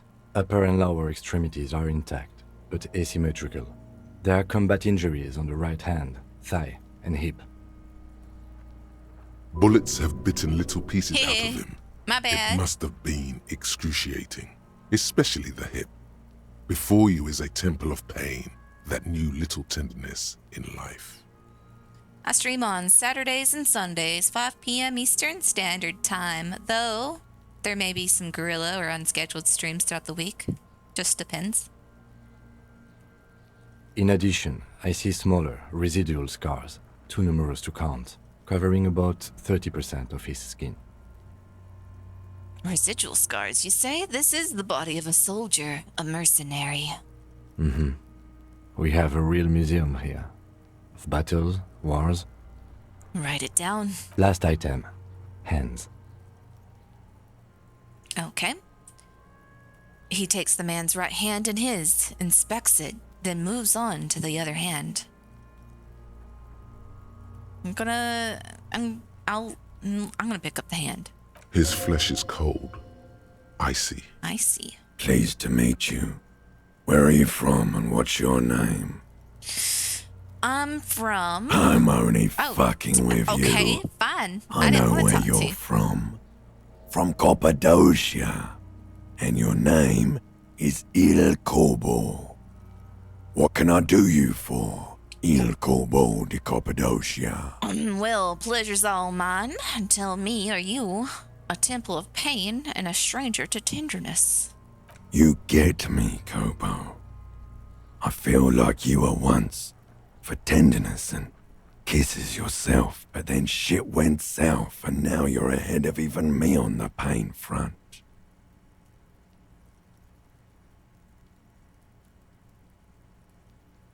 Let me take a look later, Jasmine. And also, can you answer me this? Have you ever danced with the devil in the pale moonlight? We should do this more often. Be close like this, I mean. Hands are clean. No sign of injury from struggling. No sign of injury. Okay, let's see. Let's write it down. Ooh. That's all for the external. You Well cover your done. nose? What next? Oh, you know what's next. We gotta get in there. Central nervous system. I have nothing. Do you have anything on this man's central nervous system? I am a neurosurgeon. You don't even have a joke. Oh, well, no. Musculoskeletal. Purge fluid is coming from the mouth. Not injury related. Eyes and tongue protuberant. Hyoid bone.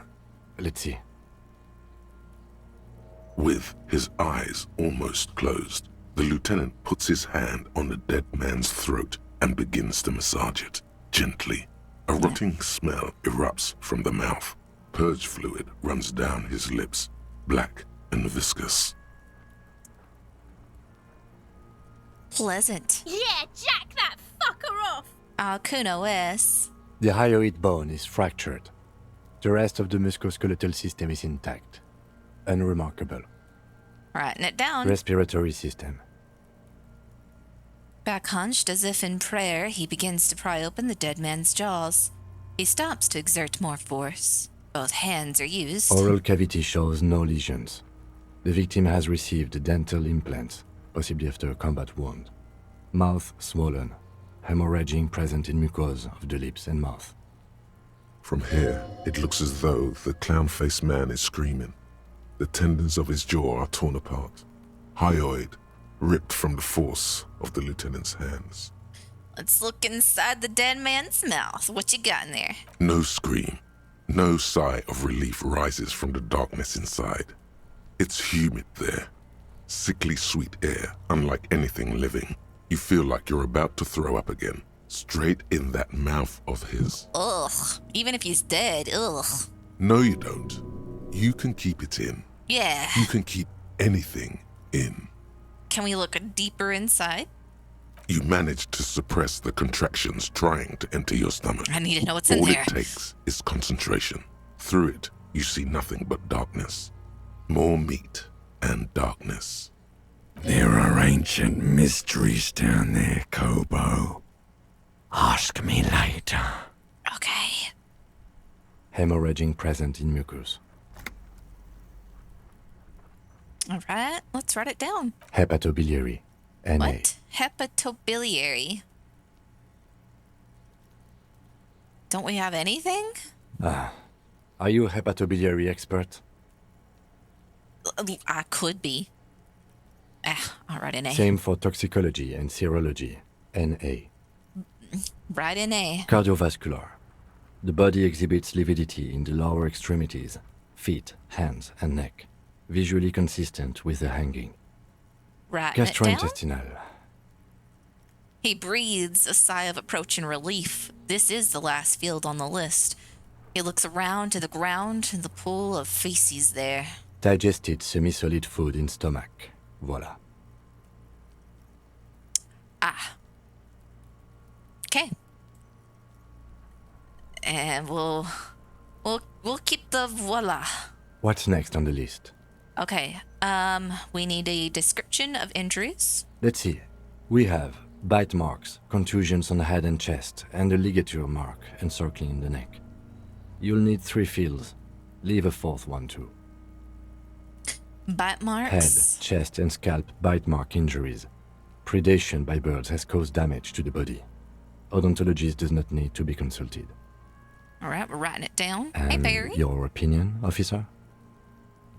My opinion is non-fatal post-mortem. Agreed. Yeah. Next injury? Yeah, okay, I got that one. All right. Contusions. So, the scalp bleeds from a post-mortem head injury, a stone. The injury does not have the rim of an early inflammatory response. The perpetrator on the scene has confessed to causing it post-mortem. At maximum velocity, fucko! Oh, it was you, Kuno. I should have guessed. Has confessed to causing it at maximum velocity. Write it down. Coagulated blood sticks to his scalp and chest, where the countless stones have hit the dead man. Beneath, the description of injury. 2 boxes. All right, we're going non-fatal post-mortem. Right. Next. Ligature marks. A dark red abraded ligature mark encircling the neck, with a gap on the nape measuring, let's say, 7 centimeters. The hyoid bone is fractured, the cervical column intact.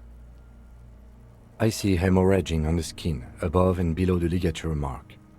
Depth of the mark, 1 centimeter. No signs of clawing on the neck.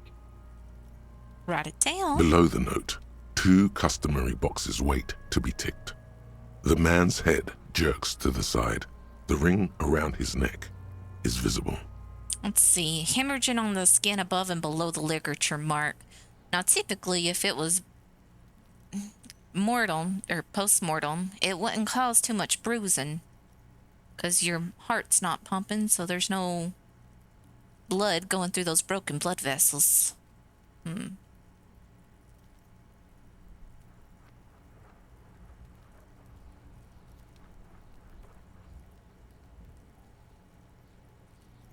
I am of the opinion that it is a fatal injury. That's it. We have established cause of death. It's not much, and it leaves much to be questioned. But it's a start. Okay. Let's wrap this up. I pronounce this field autopsy over. I didn't get to do anything, Kim. First, how did it go? Well, we established probable cause of death. Some would say that's the goal of an autopsy. True, I guess. What else? We were thorough with the list of injuries, too. We described them all in detail. What is there to say? Given the circumstances, it was a professional field autopsy. Oh yeah, well done, Master Detective. Maybe a drink is in order? Nah, we're good. We're gonna stay sober. We're sensitive guys. We got this. What now? I need a copy of that autopsy form. Then I will drive him to Faubourg. Let's give you a copy. For processing. He looks at the dead man one more time, then at the slip of red paper in his hand, then at the corpse again. He's thinking, did I miss something? Oh my, look at that. It's a white check. Let's see. Oh my god, it's legendary.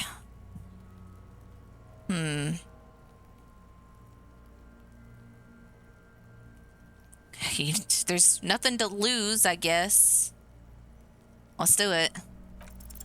You run your hands over the victim's cold body, his limbs, his torso with its swollen organs.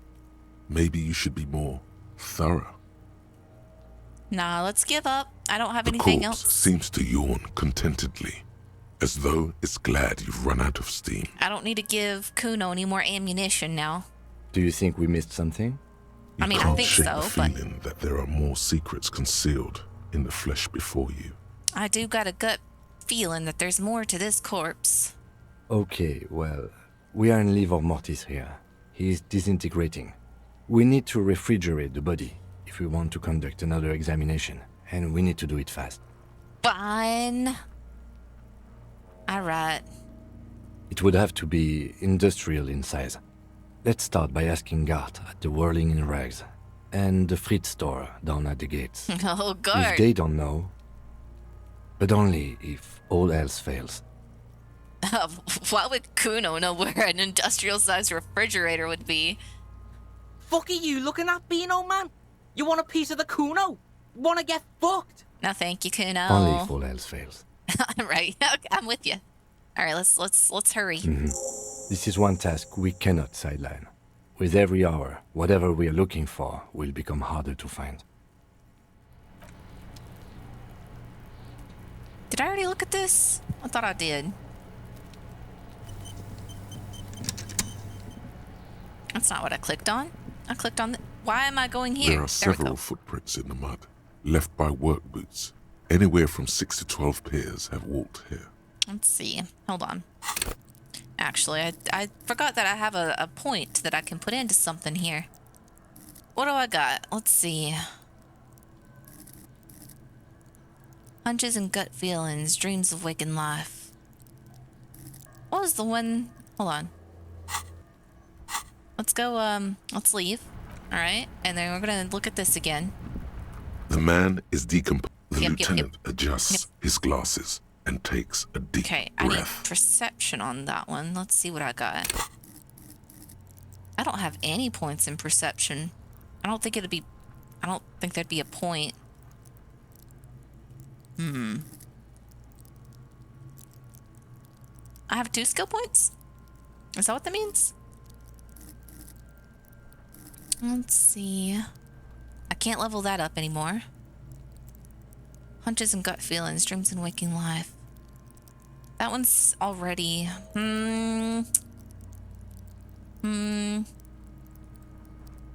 What should I go for? What? Why? Hold on. Perry, I need to save you. What happened there?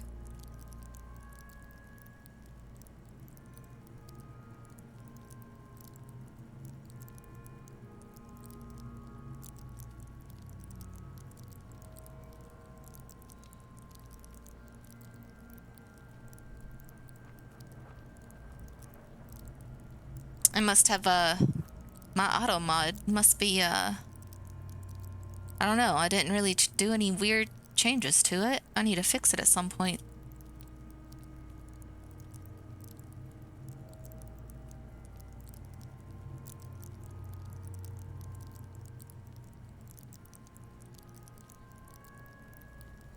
I need this gives me time to decide as well. No, Perry, Chat GPT.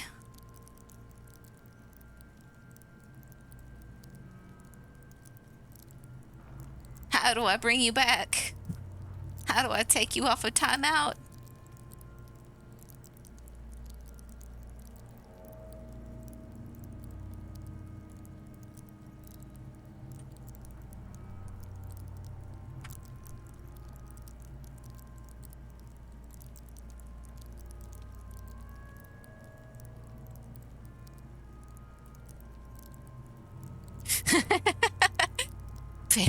No, not Perry. Perry would be the last one to cause drama. What do you mean? Let's see.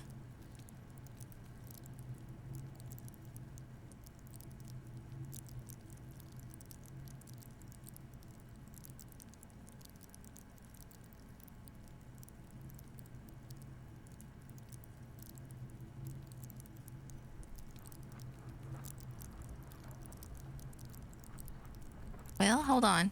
I guess it's time to learn something new.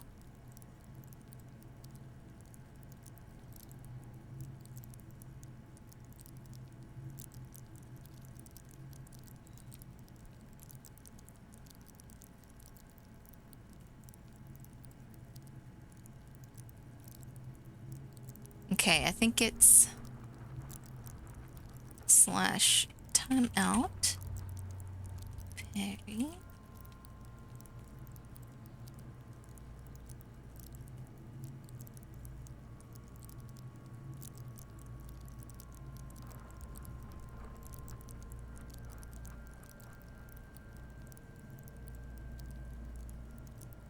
Hold on.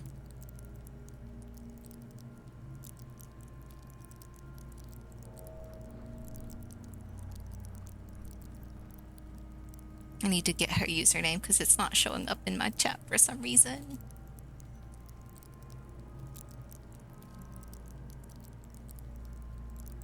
It was Stream Elements who did it. Stream Elements, why? Why did you do this to Perry? She did nothing.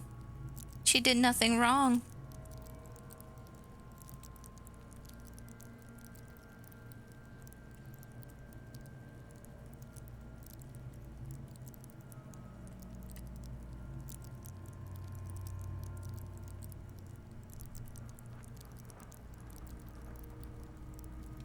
Let's see.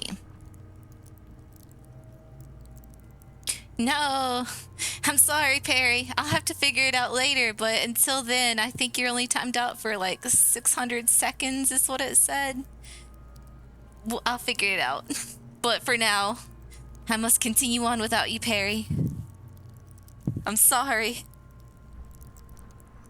I'm sorry it has to be this way.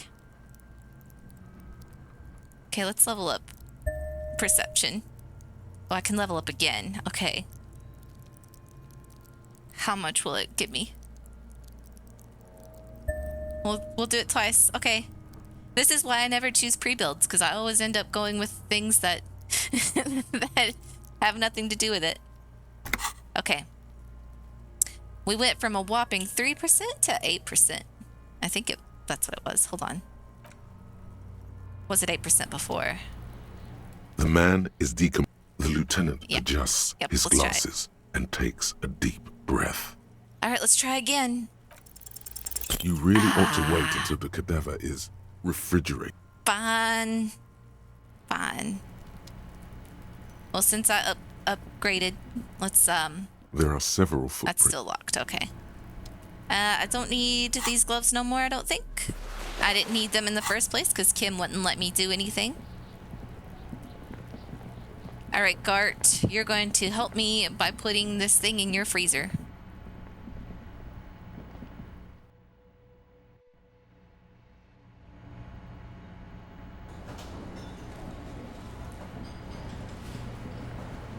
How much money do I have? Where can I see that? Do I have enough to spend the night? Where's my money? I don't know how to check. Can I help you? I seem to be in need of a fridge, my good sir. Yes. For the dead body. How did you know? You want to put a dead corpse into my fridge, right? How did you know? Because you haven't taken it away yet, and it must be stinking hard about now. Well, you're not putting it here, rest assured. And why is that? Because this is a culinary establishment, not a morgue. I can't believe you even asked me. I mean, you know, whatever. It would only be for... Lieutenant, you too? Yeah. You're asking too? No. That goes to show that this is The reasonable? answer is no. I will not turn this place into some kind of macabre circus. Wow. Turned the lieutenant off like he was a busted old radio. He really is the lord of his realm. Let's go talk to the frit clerk. So about that money I owe, Yes, have you got it? how much do I owe you again? A lot. A lot. 130. For the Oh. room, drinks, and broken window, 130 real. Okay, let's talk about something else. Like what? I was rarely enjoying talking about the money you owe me. Oh, shut up, Gart. I saw another thing at the whirling. Another thing. Great. I Oh. love those. No, I didn't, apparently. Yes? I'm gonna leave. I'm gonna go to the kitchen real quick because that's actually open now.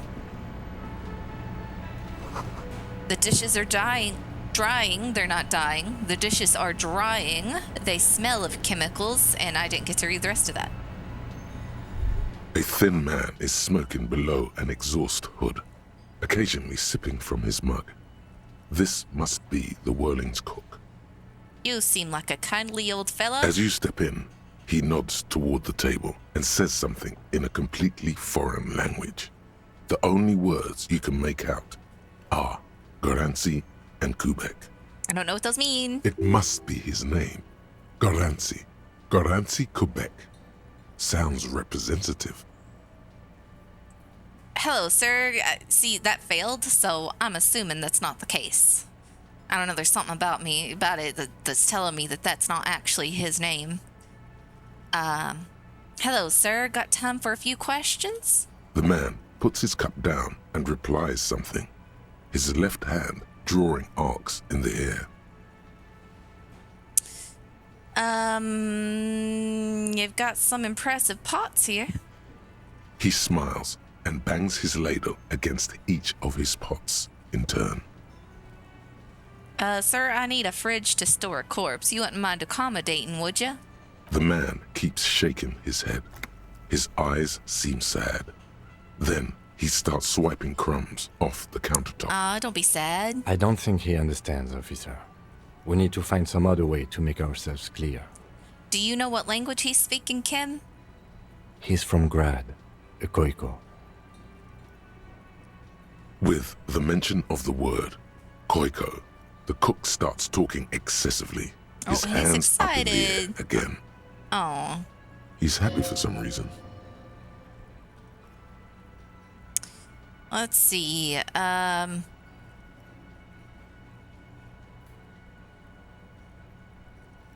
I need to put a body. I'm going to point to Kim because he's been, you know, a buzzkill this whole time. Into a fridge. Why am I the corpse? You know why. You know what you've done. Doesn't matter. I don't think he understood us anyway. He wouldn't be smiling if he did. Okay. I need to put a dead body into a fridge. Oh, no. Body no fit fridge. Fridge more. You can't speak my language, sir. What was this whole charade about? Okay, then. Wait, how do you know? Maybe it's a small body. No. I know. Huh, okay. Listen to him. This is a man who clearly knows about bodies and fridges, and bodies fitting into fridges. You sound like the man who's got connections. Okay, we have our answer. It won't fit. All right, We fine. need a bigger fridge. You're free, Perry. You've made it out of jail. Stream Elements timed you out. It wasn't me, I swear. I need to fix the settings on it. You see a heavy steel door with a prominent dimple lock. It's painted blue. You immediately feel drawn to the color. Blue is for mystery. Perry, did you pick a fight with stream elements? Why does it keep happening to you then? Let's try pushing on the door. The door does not budge. Let's touch the door. The cobalt blue surface feels rough to touch. The stainless steel door is flush with its frame on every side. I see. I wonder where this door leads. You do? Yes, I do. It's a door in the back of the kitchen. Why do you care where it leads? You're such a buzzkill, Kim. It's the mystery. Why can't you ever have fun?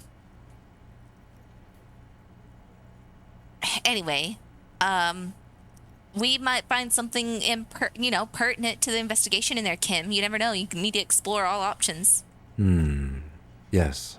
I suppose it's worth seeing if we can get in. Just to be thorough. Exactly. As a side investigation. Yes, a mini side investigation. Yep. Gart is the person to ask about this. Ugh, the cafeteria that guy. manager. All right. First, we should probably go talk with the Brit. I don't know if they're still open though, but we need a fridge, and I do not want to discuss with Kuno. Who knows what he would do? We'll talk to Gart later.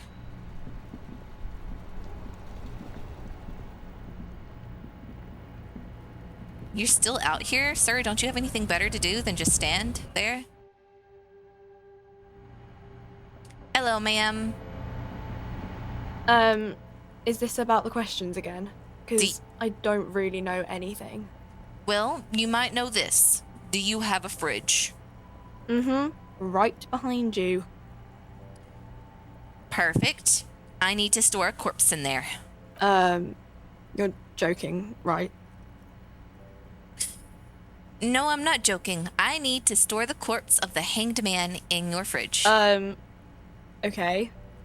It wouldn't even fit, you know. Now that I'm looking at it, maybe a glass-doored fridge in a public grocery store isn't the best option for storing a corpse. Pity. It would have been grand, but I guess you're right.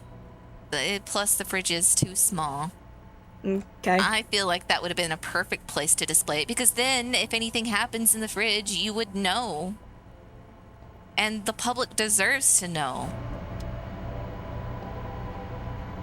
The public should not be left in the dark about this. Perry gets it.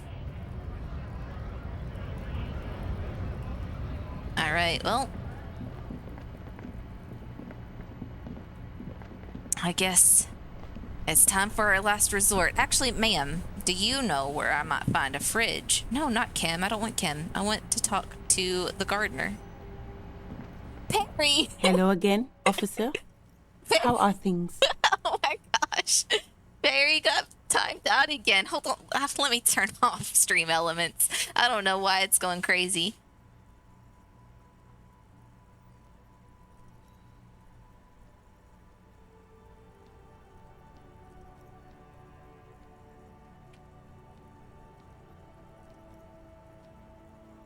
Poor Perry.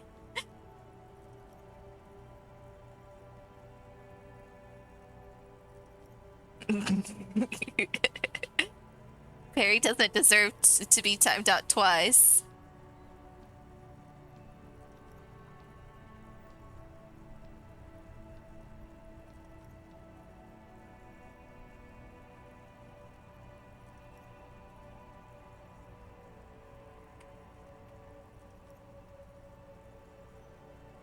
No, I wanted to not grant.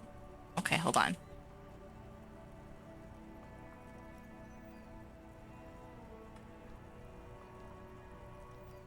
Maybe changing it to 1 second will let you come back, Perry.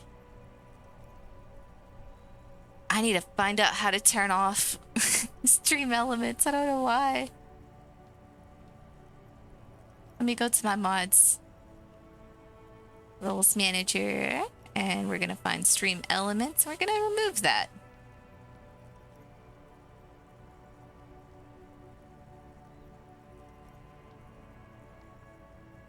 There.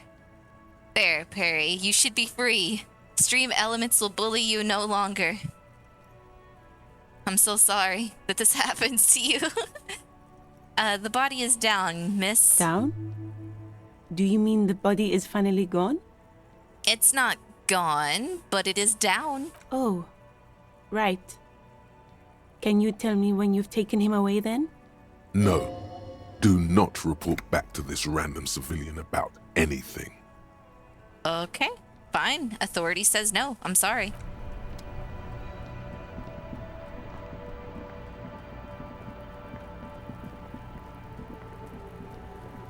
All right, Kuno, I need you to be reasonable. Does Kuno care? Listen, I'm afraid to ask, but do you have hookups to a fridge that can stash a body? For the fuck imp. Good thing you asked the Kunmeister. Kuno knows a fridge. Perfect for freezing I thought you would. Where is it? Bacon Man's in a rush. But what's in it for the Kuno? What's the return on Kuno's investment? Let's see. Okay. All right. Please give me this. I am buds with Kuno. So, please let me get this. Kuno's a poor kid from a poor neighborhood. Why? Say your job is on the line. He'll sympathize. He will not sympathize. It sounds sort of weak, and I can't show Kuno weakness. He'll eat me up. No, it's not weakness. It's sincere. Do not confuse sincerity with weakness. Say it. Listen. Trust me. Listen, I know that is, not objectively the case, but this is Kuno we're talking to. Come on. Kid, this is serious. My job is on the line. If I don't get this sorted, I might actually get fired. Yada, yada, yada. The fuck are you doing right now? The fuck is this shit? I'm trying to appeal to your humanity. Don't pay attention to him. Just keep telling your sad story. Oh, okay. I've lost almost everything, Kuno. My memory, my money, even my name. I can't lose my job too. Please help me. It's not that dramatic. We can just send the body to processing. Fine. Kuno's never seen anything so lame. Listen, pig, if you were Kuno, the fuck would you care?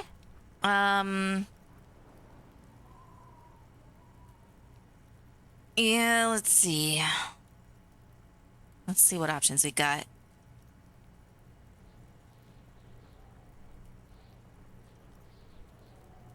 You're right, Kuno. If I were Kuno, I probably wouldn't care. Oh, my morale is bad.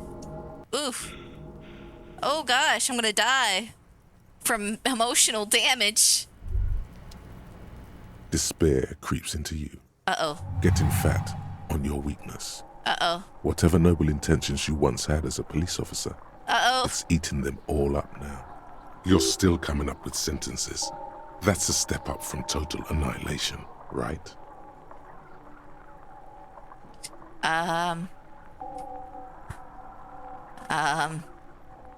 I've wasted my life protecting humans. They don't deserve it, Kim.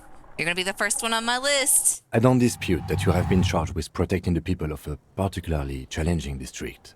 But poverty does not make one a loser. Poverty is just poverty. I never said anything about poverty, Kim. I'm talking about humanity. Nothing you can say would make you feel any better now. Cop gives up the detective genre for social realism. Another police officer Well, that's resigned it. Stream's from over, the guys. RCM We beat the following game. a nervous Well, breakdown. I got an He ending. now lives under a bridge, drinking and occasionally throwing excrement at passers-by. Roll shouting, credits. I never loved that woman. When asked to comment, former colleagues objected to the theory that his psychological disintegration was precipitated by Speed his run. wife Let's go. leaving him. It's because the Furrows lost that match, said Captain Ptolemy Price, once the man's superior officer. It's because he couldn't get a big gun from acquisitions, and anyway, police work really burns you out after a while, Satellite Officer Jean-Vic Mayer, the deranged former cop's partner, commented. Sergeant Mac Torson, another former colleague, did not propose any theories, merely saying, Whatever happened to him wasn't about birds. He got fucked, that's all.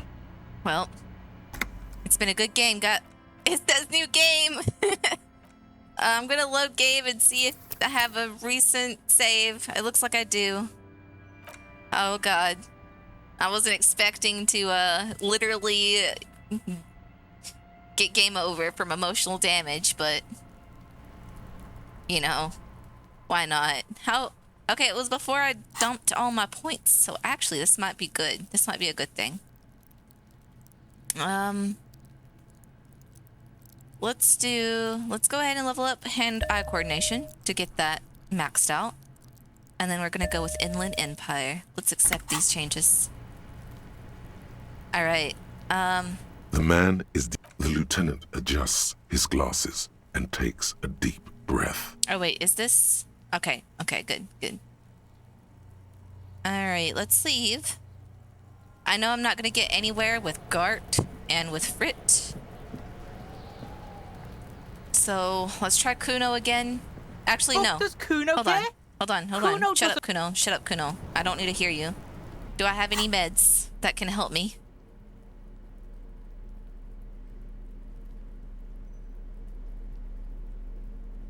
I don't have anything that can help me. Come on. Nothing. Okay. Can I sell this? Is there a pawn shop? Let's see, I got a map.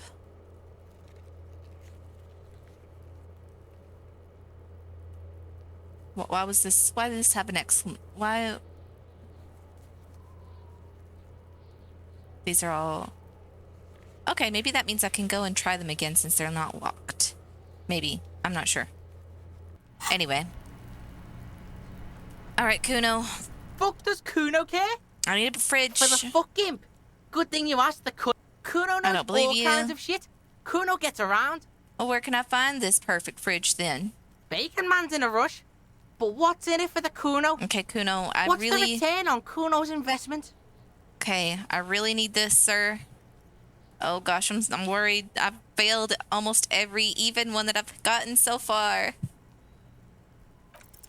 By killing Oh my in God, his I got it. territory, I got it. someone has openly challenged Kuno. It's in his best interest to put them in their place. Yeah, some arrogant shit thinks he can kill in the Kuno's kingdom without asking the Kuno first? That sounds like lawlessness to me. A dark flame smolders in Kuno's eyes as he ponders your argument. Wordless, like kings do. Yep.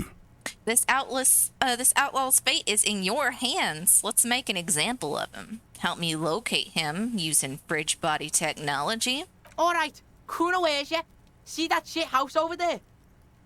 He points to the collapsed building with a bookstore. A cold comes over you as you glance behind him at the crumbling colossus there, casting a shadow on you. Yes, I see it. The big tall one behind you. You gotta get in that shit. In there, deep. Okay, how do I get in that building? Through the bookstore. You gotta beg the book bitch. Used to be you could get in there through the doorbell, jam that shit. Book bitch changed that. Kuno doesn't beg, so Kuno doesn't go there anymore. Yeah, book bitch, beggar. You stupid or something? He means the bookstore. Yeah. We have to ask. Plaisance is the mother of the little girl peddling books on the plaza. We have to ask Plaisance in the store. Oh, I have to go talk to her again. Impressive note-keeping, Lieutenant. See, the cloud gets it. Listen to your four-eyed friend. Yeah, I already tried that. It's not easy. Then try again. Kuno's not your brain slave. Think for yourself, pig. Fine. What do you mean by in there deep? Check the fucking basement, pig. Don't you know anything? Always check the fucking basement, recon style. You're not wrong, Kuno, but I could do with a little less condescension. Quit treat me like a dum-dum. There's a giant fridge down there. Fucking will fit, no problem. Alright. It looks like a white bird or some shit. Try not to piss yourself when you see it. Alright, thanks, Kuno. I'm leaving. You didn't hear it from Kuno, pig. But don't forget where you heard it from. Alright. Okay. Kuno owns you now, pig. Yeah, You're yeah. Kuno's property. Kuno doesn't fucking care. Oh, shut up, Kuno. Alright, Kim, let's go see if we can convince that terrible mother to let us into her warded basement. That sounds awful. But what must be done must be done. Okay, you're still out here? She not let you go inside ever, girl? Alright, ma'am. Hello again, esteemed officer, and welcome to Crime, Romance, and Biographies of Famous People. I was told that there's a huge fridge in the building's cellar. Can you lead me there? A fridge? No, I don't know anything about a fridge. Aren't you interested in books? I'm interested in solving this murder, ma'am. For whatever reason, she's lying to you about the fridge. Seems like you have to find your own way to the cellar. Fine. Farewell. Fare thee well, madam. Why do you have a torture device in here? A heavy door with a missing handle stands before you, covered in dozens, Matt, thanks for the if not raid. hundreds, of little Welcome, everybody. oddly-shaped trinkets and charms. I'm trying to find It out appears how I to be can get to a fridge to hide a body in. Oh, no. I've used up all my points. Kim, I don't think there's really anything I can do. Yeah, body. He's already hitting the critical threshold of decomposition, and I need to find a way to preserve him as well as I can. I still have these gloves on.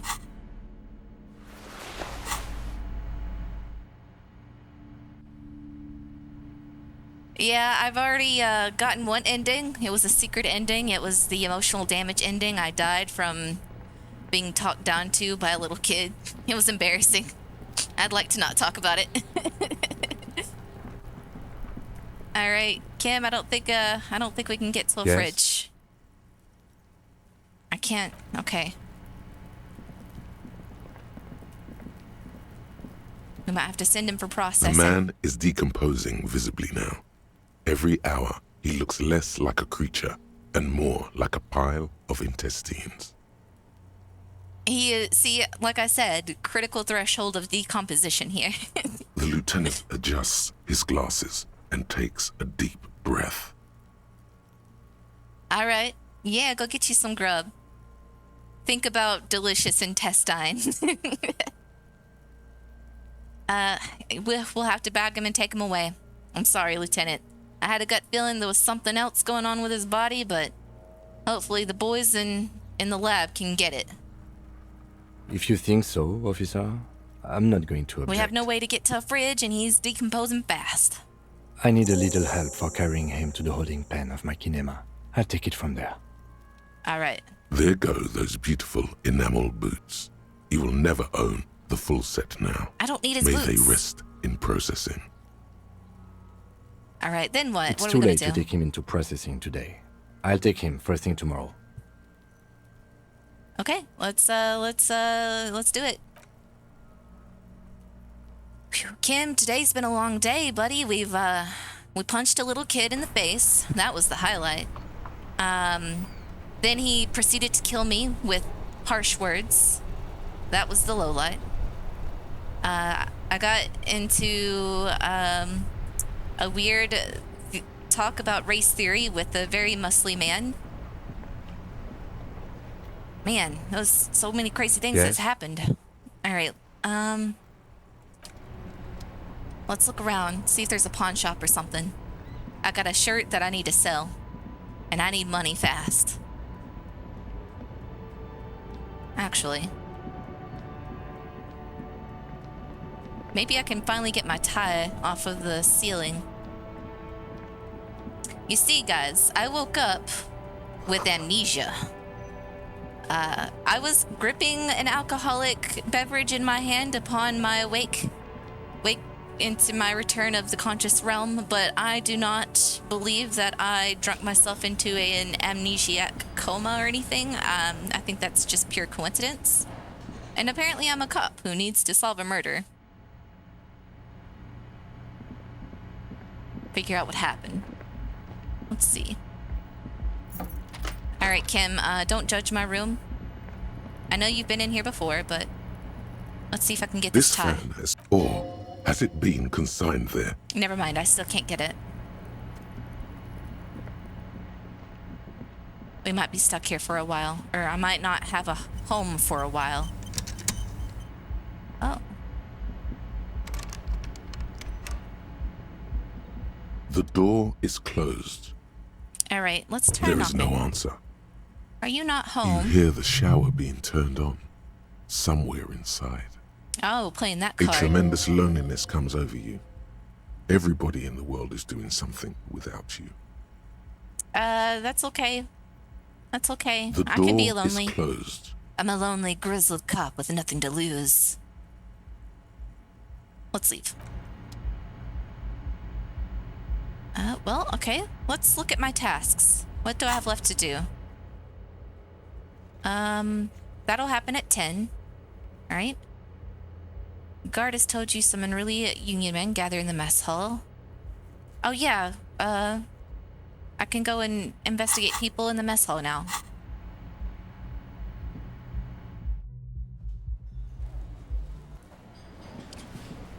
All right, sir. I can't talk to you. How about you? I can't talk to you. Can I talk to any of you guys?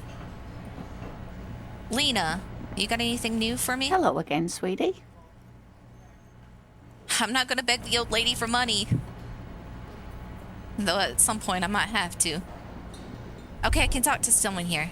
That sugary black rum stain on the counter makes you teary-eyed with joy. It's almost touching how syrupy and sticky it is. How long have you been up already?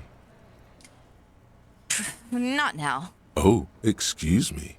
Do Sober you have run. something better It's to okay. do than lust for sweet syrupy rum and lemonade? With a twist of lemon? Maybe lime. It's tempting. Maybe who cares? But I'm not Just desperate. rum. I'm not desperate enough to lick a sticky, syrupy mess that's on, what was it, on the table? I ain't doing that. We'll finish this thought. I'm not that desperate. I just wanted to talk to this guy. All right, can I talk to you? The worker is in a deep slumber. You've been here all day, sir. Perhaps he's on his way to where you just came from. Into the primordial darkness. All right, please let me get this one. There is Yes. only one way to wake this bone idol from his slumber. Roar like a hurricane. Rip the buildings from the earth.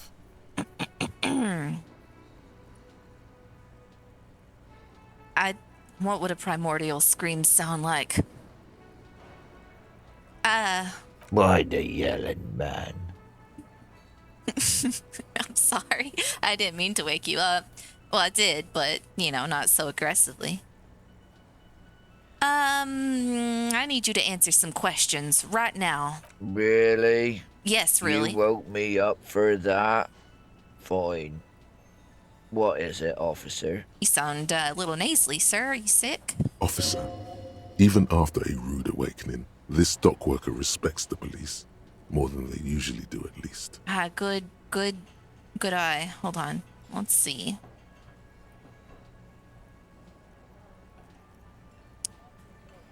Tell me about Wild Pines. That's the name of my employer. I work in logistics. Okay. He doesn't sound too enthusiastic about this. Okay, how's that been going? How's it going? Yeah. Thumb finger prints glisten on the glass. Haven't you noticed what's going on outside? I'm not sure what you mean. We're in the middle of a strike down at the harbour. Yeah, Trying to I've gathered force that. some sense into the executive board of Wild Pines. For one, I could use some more shut-eye in the mornings. Right to work, right to sleep, I say. Oh man, I know what that's like. Why are you sleeping here while the others are out striking? Nate got it. Majoret's got it. He's guarding the gate. I'm just getting some sleep. Or was. You've been here all day, sir. You've had plenty of sleep. The way he says measurehead implies ultimate trust in this head reckoner's physical prowess. Have you seen that guy? I wouldn't blame him. Who is behind organizing the strike? We are. The workers. The union. We know what we need. What's right for us. You mean there's no leader? Okay. I guess there's also Everard. He's in charge of the union. He's smart. Knows how to negotiate. He's got our back. Interesting. And what about the dead body in the yard? Yeah. What about it? I'm just trying to find out what you know about it. You know, people die here every day. Someone's found in a ditch, another one falls in a manhole, a third one gets eaten by stray dogs. I haven't had a single person die on my watch since I've been here. If someone has decided to die on top of a tree, then how is it my concern? Someone has to look into it. Looks like I'm that someone, so tell me what you know. I can tell you this. Trouble's ahead. You have a pretty solid feeling that the man's not just mouthing off.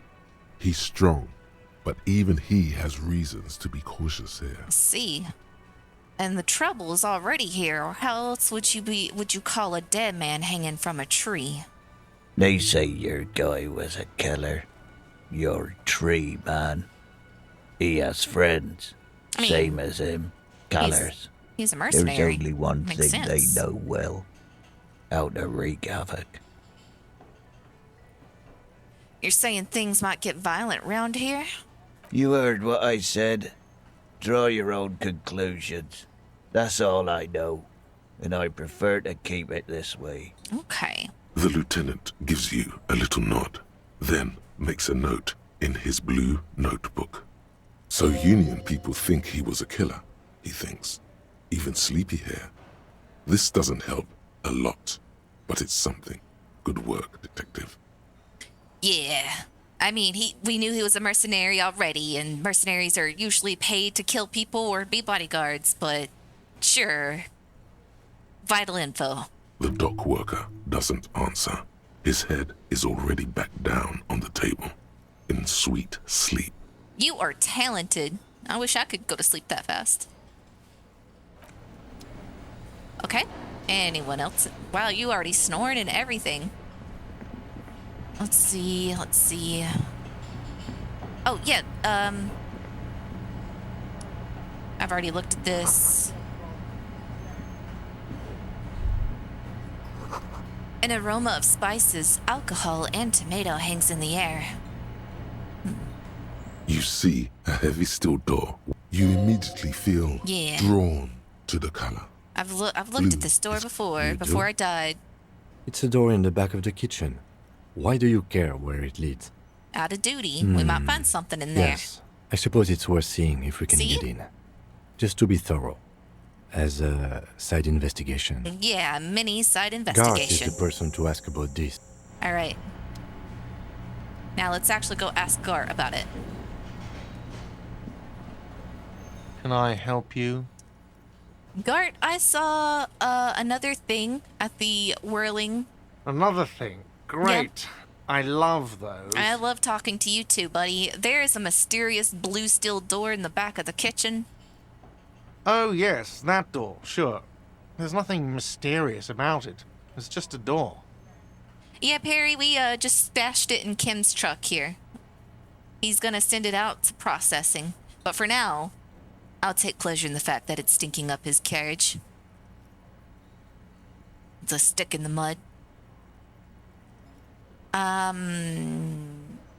It's just a door, so do you know what's behind it? Do you have... No, I don't have a key. I don't know how to get there. And I don't care either. It's not like I've been wondering about it for 10 years. It's just a frit warehouse, probably. Oh, a warehouse? Or some boring storage space with a bunch of old junk and dust. Junk and dust. He runs his finger across the counter to check for dirt. He's attempting to maintain an air of indifference. It's absolutely not. You wouldn't know too, don't you, buddy? Oh, you can't hide it from me. I think you'd like to know what's back there. Fine, okay, a little. Yeah. But my job doesn't leave me time for wondering about one locked door in one of the cafeterias I manage. But it's one that stays in the back of your mind, niggling at your brain for days on end until it eventually drives you insane. So, I haven't opened it. I have cleaned the whole place 100 times over, though, after the animals. And I haven't found a key, so good luck with that. Okay. Yes? Goodbye for now. We need to find a way in there, Kim. We gotta get in there. You see a heavy steel door with a prominent dimple lock. Okay, I can't get in there yet. Alright, Kim, let's see, what else can we do? What's this? Apparently there is a pissing mat. I've already done that one, okay. Oh, ask Kim about this. Oh yeah, we've inspected the body, so I can actually talk to him some more. Let's go up to our room. This might be sensitive police information.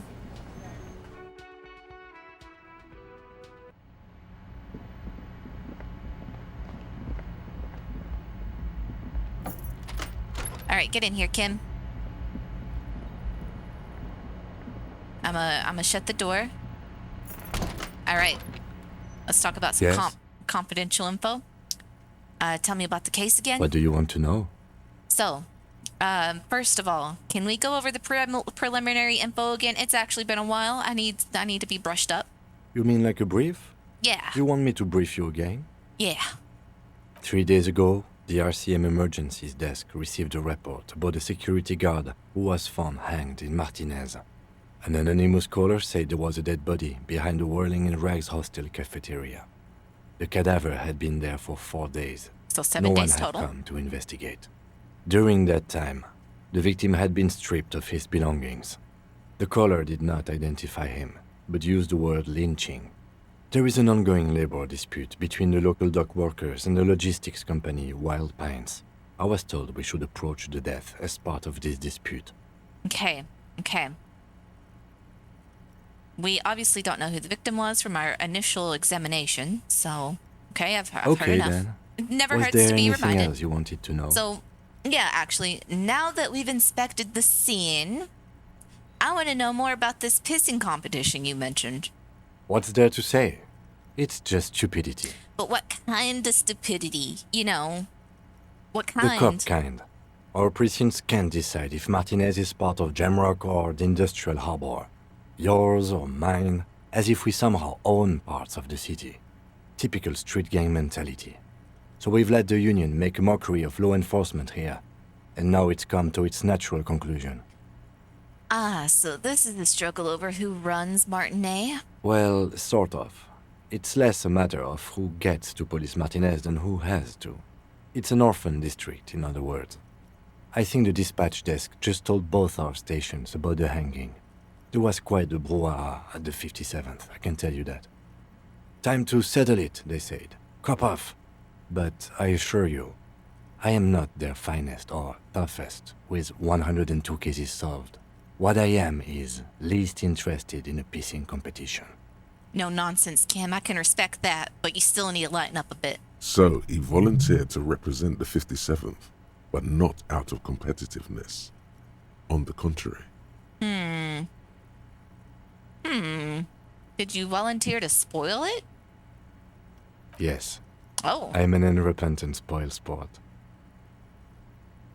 Okay. Again, I can respect it. So what's special about Martinet? Martinez? Nothing. It's just a puddle at the end of some drain pipe. No one cares about this place. They care about sports. Most of our colleagues don't even know how to get here. North of the interchange doesn't exist. A tremble comes over you. Another after effect of ethanol poisoning, perhaps. Feels like leaves do when they rustle in the breeze, somewhere far away, below the turbine. The 41st and the 57th. The lieutenant was right. It's not about who gets what's north. It's about who doesn't. I wonder what this says about me. That I was sent by my station. Tell him. Tell him why it's you. Do I know? Let's see. Let me see what my options are here. You know, that might be a joke answer, but honestly, at this point, you know.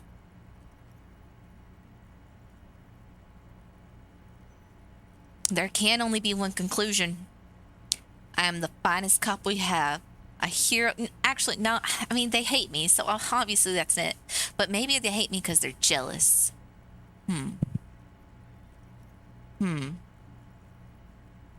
Okay. Don't be scared, but I think I might have supernatural abilities. He opens one hand and looks at it. A moment passes. Which school do you subscribe to? Mambo or Jumbo? Mumbo Jumbo? Hey. Okay, maybe you are kind of funny, Kim. They hate me because they ain't me. That's right, Perry. Let's see. Alright, I think I might have both Mumbo and Jumbo. I imagine strange things and get cold chills, too. I didn't know that was even possible. It must be a great burden. It's not a burden, it's a gift. It's good to have an ambidextrous paradetective in a labor dispute. I can see why they sent you. Should we go? Man, Kim, don't try to butter me up. You've been getting on my nerves this whole time, and now you're starting to actually show a funny sense of humor. Unless you're being serious. Those are some weird schools of supernatural abilities. Alright, yeah, enough of the competition. Yes, it's a wholly pointless matter. Forget I ever mentioned it. I like getting experience points. He's actually glad it's addressed now. Oh. Wait. Because you're the best qualified. No, that doesn't seem right. Now that makes sense. I'm exceedingly qualified. If you're so well qualified, why can't you remember why you were sent? Anyway, my intellect. Don't keep the lieutenant waiting. Logic. My intellect is so great and vast that the mere confines of my human mortal brain cannot contain all that is within it. It is not my fault that it is so superior. All right.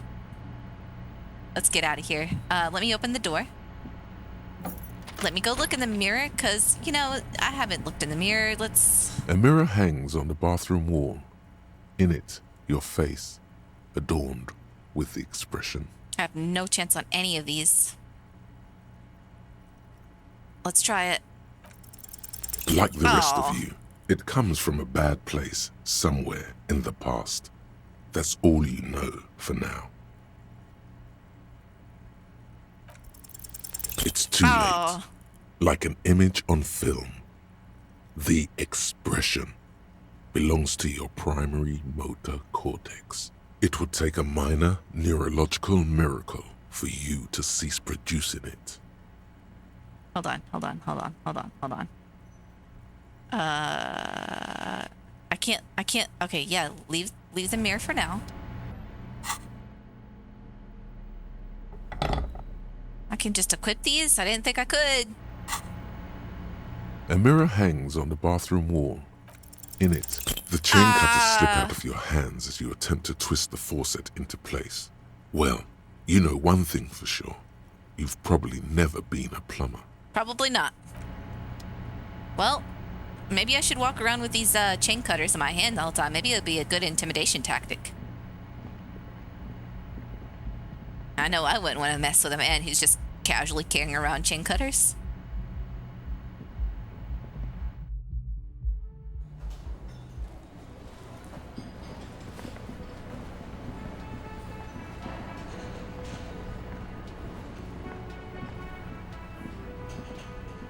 Alright, what else can we do, Kim? Let's check the journal. Journal. Let's see.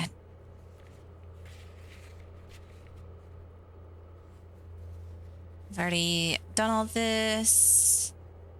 Okay, I haven't found anyone who will talk about that yet. I've already figured that out. Okay.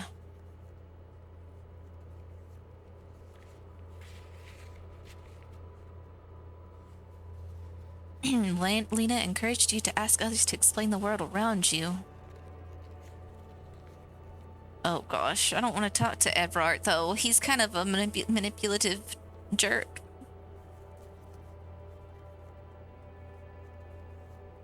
Secret passage.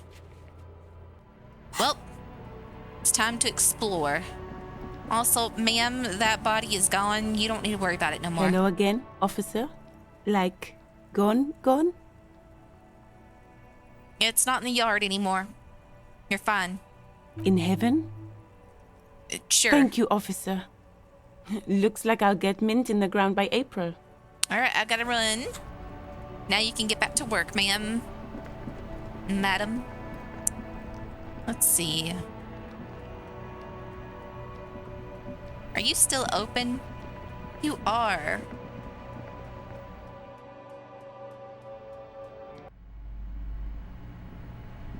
Hello again, esteemed officer, and welcome. There's nothing else I can say to you. Can I still not try this door? I don't think so, but it doesn't hurt to check. A heavy door with a missing... Yep, I still can't check it. I'll get it next time. Well, I guess all I can really do right now is explore and see if there's any place that I haven't looked yet. I think I haven't really gone over in this area, actually. Like, around over here. Let's take a look. This coin-operated viewer has been banged up, inoperable. Oh, hello. Have you no shame? Whining about your back every time you bring out the measuring tape. I didn't do anything. René, oh. You're a man with a fork in a world of soup. Please, let's just try to enjoy the game, all right? I didn't notice you there. I'm trying to, but you keep breaking my concentration.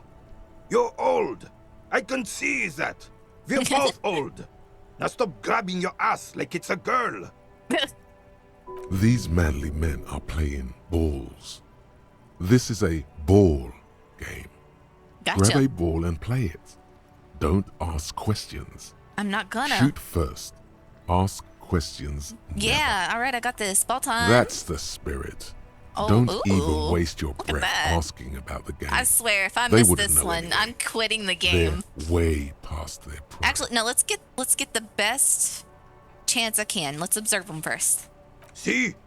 Your munching and complaining have ruined my concentration. Yeah. Right, the man throws a metal ball toward a smaller wooden ball in the sand, missing it by a meter. Still looks like marbles. Ah, mon Dieu. The pain in my back is unbearable. I can't even say if it's in my back or hip anymore. Feels like it's in both. He tries to measure the throw. I hope you pass out from it. You goddamn jellyfish. Men like you are the reason this nation is sinking. Standing tall and proud, he looks at his partner with disgust. Shush. Ignore them. They don't know what they're doing. They're old. You are letting down yourself and the team. Okay. Get in the damn game already. I'm on it, coach. Eyes on the ball, Dinky Winky. What? Why did it go down? It was... I'm not hallucinating. It was 92% before, right? What happened? It's because I called myself Dinky Winky. Alright, I got this. Whew. I was sweating. I've missed a 72% before. Oh, whoa, I'm going into Ultra Instinct. Immediately surprised by the ball's lack of weight. No matter. You'll make it work. God, this is right. You feel the familiar tremble of excitement and adrenaline that precedes every victory. Time has frozen. Let's fondle the ball. The cold metal ball is surprisingly smooth against your neck. It has a pattern on it. Probably a sponsored ball. Yours would only be covered with bumps of learning and scars of victory. Already your muscles are adjusting to the weight, the nervous system calibrating, until you and the ball have merged into a single entity. The man ball is ready. I am the man ball. Take in the surroundings. A chilly breeze ruffles your hair as you stand there, feet firmly planted. All sounds, smells, even the wind, everything fades until the only thing left is the union of man and ball. West, in the Grand Couronne area, a sharp overhand left from Arsène Luc Edelbrock sends the Samaran heavyweight champion, Kostya Miasnok Kostanica, flying to the mat. The crowd goes wild. Revachol loves her heroes. Manball didn't understand that. This is the time for the last glance inward. Who is Manball? An embodiment of pure motion, a fine-tuned locomotor running at maximum efficiency. Manball understands. Behold the fear and confusion reflected in the eyes of the two feeble geezers. They are in awe of your superiority. Bask in my light. You are a god to them. Bow to Manball. Some would still say you're a cop, but I guess we're beyond that now. The inertia can be contained no more than a bullet leaving a gun. Let go. Be the bullet.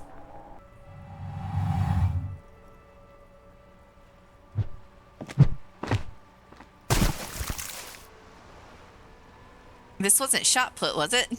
Merde! Bordel de merde! Oh, yes. He seems angry that he cannot match to my superiority. What the hell is your problem? I'm a god of track and field. Why would I have a problem with anything? I don't care if you are a cop. You do not just ruin someone's game. It's so goddamn disrespectful. I'm sensing anger, and I don't understand why. You vandalized our game, son. We can't play pétanque with 5 bull. Pétanque? P-tank? Yes, pétanque. You ruined our pétanque game. We want our bull back. Oh. Take it easy, René. This is just a misunderstanding, isn't it, officer? No harm done. Yeah. Of course there's harm done, you orange slug. Hey. You owe us a goddamn bull. Okay. You know, listen. I'm sorry. I will try to fix this, but, I would try to fix this, but, there's a murder I gotta solve, all right? And your ball is gone. There's no fixing that. I'm sorry. I just couldn't contain these guns. A fine example you are setting here today, officer. I will remember this. And Gaston will too. Oh. It's okay, officer. Forgotten completely. It was my bull, and I have a spare. Everything is good, and we're ready to assist any way we can. He's trying to avoid conflict at any cost. Hey, don't worry. I ain't a conflicting The guy. lieutenant says nothing, but his face is rigid. It seems he does not approve of your athletic displays. You're not impressed, Kim? It's your refusal to take responsibility I don't like. Hey. Just talk. It'll smooth things over. Old people like attention. Do you know anything about the man hanged in the backyard whirling in rags? Unfortunately, I don't. Unlike most of the locals, I have no qualms about assisting law enforcement. But this affair has passed me by completely. And most of the locals? In Martinez, the union is the law. So can you really blame them? I've known that to be true, Perry. I've not yet met an old person who did not like to be spoken with and gossip. Though I have not met many old people, so I couldn't say. Good question. The narrator was really salty about this one guy earlier, but he seemed like a villain, so, I'm hoping he's a bad guy. 'Cause, man, he laid into him. Cop is a pejorative term. I don't have a problem with policemen. On the contrary, I admire the effort to bring order to our streets. So again, you don't know anything? If I knew, I would not be afraid to tell you. I simply don't. I'm an old man, not a coward. The daily business of the riffraff no longer concerns me. This is a man with a lot of past, but little present, and Jeez. almost no I think you might be onto something. Jeez. Renee, I found your guard booth. Yes. The Debardeurs Union pays me to stand vigil during the night. Not out of any political allegiance, mind you.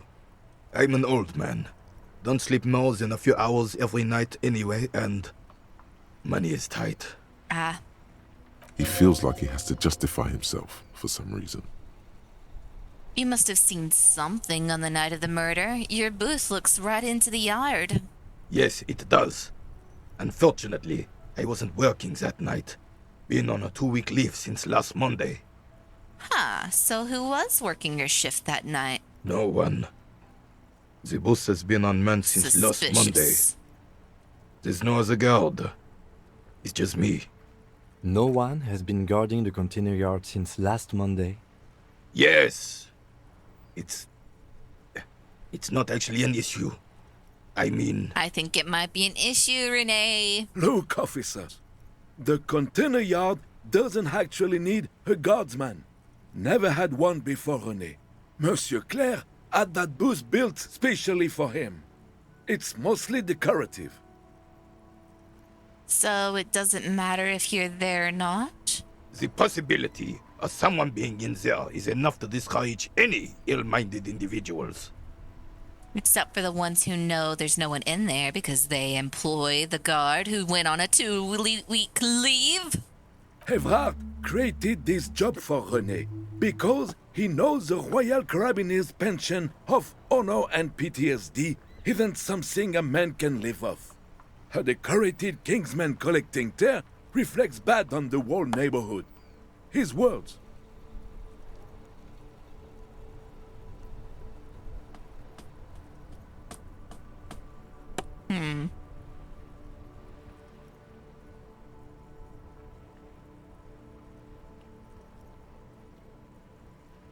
Renee should rent out his services, be like a mercenary. Invest the profit to get a few more guys, expand, repeat.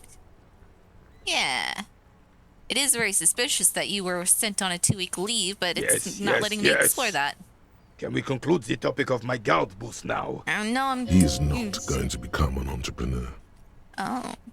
I saw a picture in there. Who you were in it? Who was the girl? She Oh. is nobody.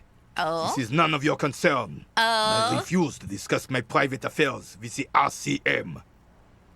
The lady is Jeanne-Marie Beaulieu, and she sure as hell wasn't a nobody.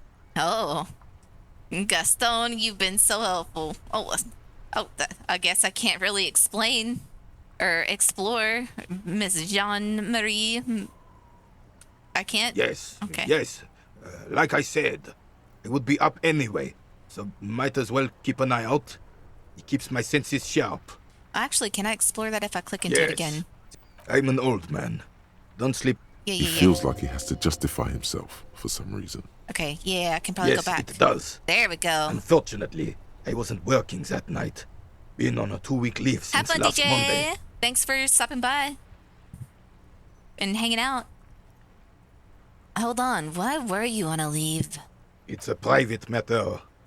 Nothing to do with your investigation. Are you sure? You see, officer, René is the kind of man would rather die than admit he needs medical assistance or, God forbid, sick it. A real man's man is just gonna ride it out. I hear ya. I'm fine, goddammit. Mind your own business. Oh, you cantankerous old coot. Just got to cut back on coffee. It's the coffee. Coffee kills, that's why I don't drink the stuff. No one. The bus has been unmanned since last Monday. There's no other guard. It's just me. No one has been... Yes. Okay, we've already gone through this. Look, officer. The container yard doesn't actually need a guardsman. The possibility of someone being in there is enough to discourage any ill-minded individuals. I think that takes place in a French-inspired area. At least the names are giving me that, if not the accents. Evrard created this job for René because he knows the Royal Carabinier's pension of honor and PTSD isn't something a man can live off. A decorated kingsman collecting tear. Yeah. Let's get back out of this line of questioning. Going to become an entrepreneur. Yeah, got it. All right. Yes. Like I said, it would be up anyway, so might as well keep an eye out. It keeps my senses sharp. And then you got me, the Southern American cop detective with amnesia, going around questioning folks, showing them my my athletic ability. There we go. The spirited chirps and clicks of swallows fill the air. Okay. I can't read that. Tire tracks leading onto the roof. The slush and rain has almost washed them away. An ancient fountain. It doesn't pump water anymore. There's a tree in it. That might stop a fountain from pumping water. Fair. Maybe a sea monster did this to the plaza? Might have been. Hey, there's a bench. Maybe if I can't get enough money to afford my room tonight, I can sleep there.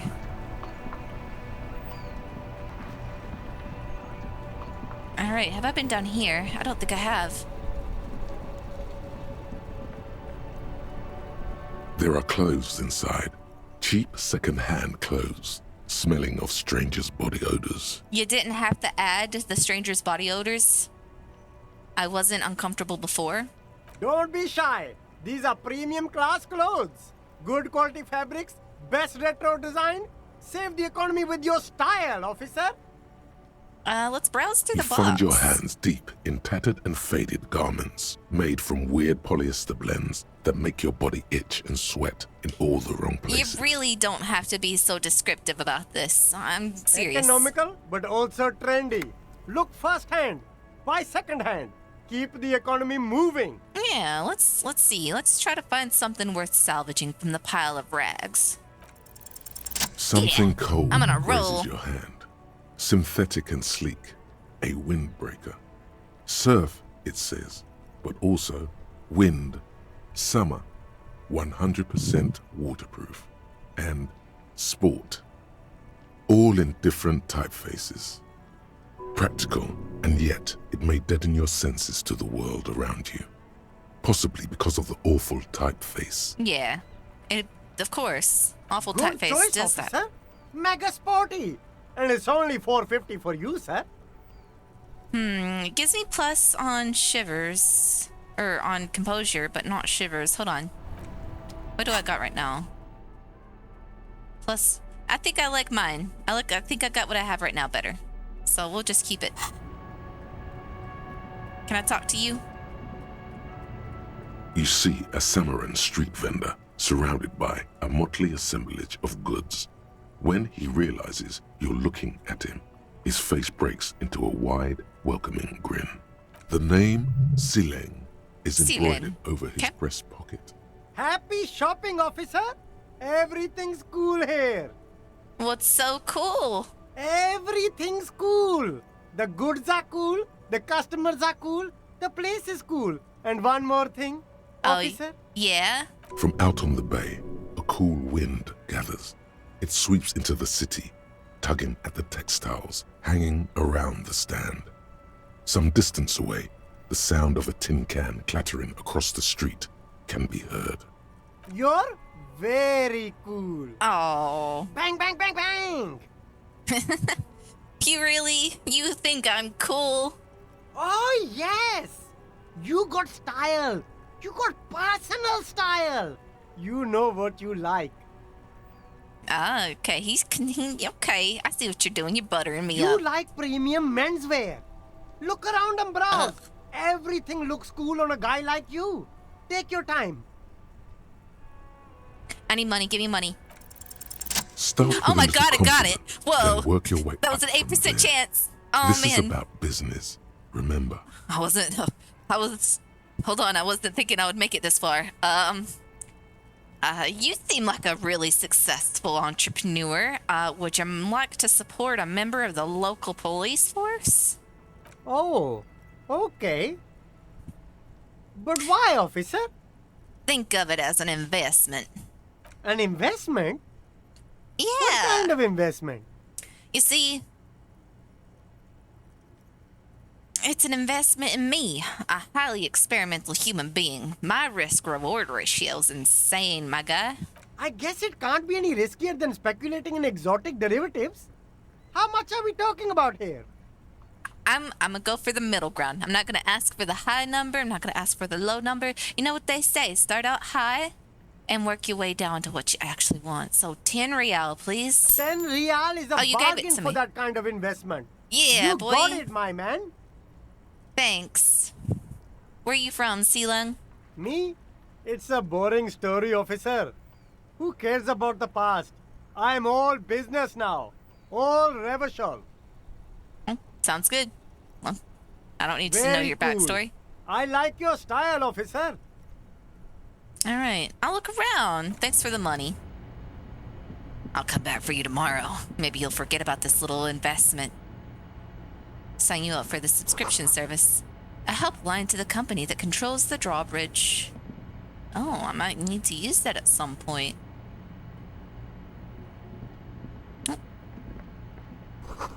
Hot air rises up from the sewer, sour, acidic, and strangely comforting. Ew. Okay, nothing around here that I can look at. Can't go over there. We still got an hour of exploring that we can do before we gotta call it a day. Come on, we don't got much time, Kim. Oh, what's this? Roy's Pawn Shop. Yeah, fast cash for faster times. Hey, I got a shirt that I don't need no more. Let's look around. Some kind of machine, an antique cash register? A bust of a woman. The plaque simply says DEI. In the dark, a film projector is whirling away. Right, okay. What's this?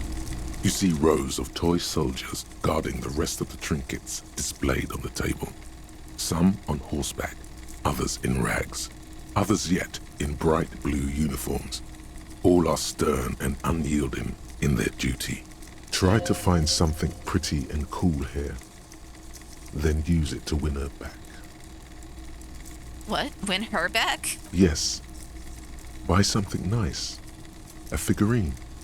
Let's inspect the knights on horseback, shall we? Big men on big horses, clad in lamella armor and carrying flintlocks, the kind that would mow down a line of enemy soldiers in the blink of an eye. Who are they? Franco-Nigerian knights. I used to be very serious about these guys. A long, long time ago. All right, let's go ahead and look for something cool. Everything you pick out seems faded. Yeah, I get the chipped 8% and ones, sad but I don't get the somehow. 42% ones. Most of them are just broken toys. Fine, okay. Oh wow, I only got 2 and 3. No wonder. All right. Hey, how do you get in there? It's not often that I see officers from the RCM in my pawn shop. How do you get in there? Where's the door? Do you just climb through a window? What can I do for you? You look so sad. His courtesy is not insincere, but he prefers being alone with his projector, just watching the movement of light across the walls of the shop.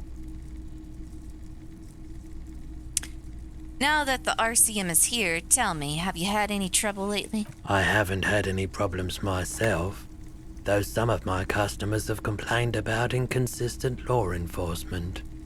What do you mean by that? Who are your customers usually? All kinds of people come through here. Locals, travelers, people looking for a deal, people looking for a keepsake. People who are terminally bored. As you can see, I have a wide selection of goods for everyone to choose from. I see. Quite the collection indeed. It keeps me entertained. I vibe with you. His attention is drawn once more to the play of light and shadow on the walls behind you. Entertained? He might be high. If he is, on what? Let's try it. Okay. Of course I He failed. definitely is What high. else is new? Whatever it is, you've I was on a probably roll for a done it, while and I've used and up all my many luck. other things besides. But you can't cut through the jumble of sensations to get to the answer. A guarded man like him wouldn't tell you if you asked out loud. You might be able to aid our investigation, sir. I doubt it, but I can try and answer any questions you may have. Alright, know anything about the recent hanging? I do my best to keep my distance from all manner of butchery. Bad for business, bad for everyone. No one likes to see what you have to see every day. Oh, okay. So I guess that's all I got. The pawnbroker's gaze is already fixed on the dancing colors. By the way, do you happen to have any guns like the ones carried by officers of the citizens' militia? Someone else came here earlier today asking the same question. Oh. I promptly sold her the gun you pawned a couple days back. She, huh? What? Sold? The lieutenant shifts from one foot to another, alert. Was the buyer a policeman too? She didn't seem like a policeman, although she kept referring to herself as a pig. Oh no, please, not Which was Kuno odd. S. It wasn't I a little found kid, her was it? interest in the gun a bit Oh, please don't. obsessive, Please tell me you didn't sell but it to I a little was girl. just happy to get rid of it. And of her. Oh my god, please. Truth be told, she was terrifying. It was. It was that little snot. Why would you sell it to a child? Right, so let me get this right. You sold your sidearm issued by the citizens' militia, and now a civilian is running around the streets of Martinez with it? Listen, now's not the time, Kim. I don't need your judgment. Miraculously, his face does not reveal what's happening inside. I don't like it either. What if she intends to commit a crime, and blame it on the citizens' militia? You're right that she could cast aspersions on the force. We have to find her. Alright, any idea where I can find this buyer? My apologies, officer, but I have no idea where she was coming from or where she went. Where did she come from? Where did she go? A needle in a haystack. There is nothing you can do about it. You can't now. at least describe You her? just have to hope you luck upon her somehow. I sold you my gun. You were adamant about getting rid of it, officer. Said you were undeserving of a service weapon of the Revachol Citizens Militia. You know, at this rate, I'm starting to believe that might be the case. And I don't like keeping guns around the shop for long. Off the charts photon emissions. The unhealthy kind. He's not telling you the whole story. Hmm. It seems he's trying to spare you. That's okay. I feel like there's something you're not telling me. You don't gotta spare my feelings. You weren't quiet yourself, officer. I was under the influence. What was it like? You were very distraught. You said the gun was a threat to your life and that you can't trust yourself with it tonight. And that you need the money. Where'd all my money go if I sold it to you? When I said that I don't normally buy firearms, you put the gun barrel in your mouth and sort of sucked on it. Then I agreed to take it. Okay. You sucked on a gun? Good. Very normal. How much should I sell the gun for? 15 real. Only 15? The lieutenant looks from you to Roy, and then back to you. It's clear that he hopes this tableau might still turn out to be a bad dream. It's not, though. This has got to be the most. Wow. There's pity there, too, in case you didn't notice. Oof. Ouch.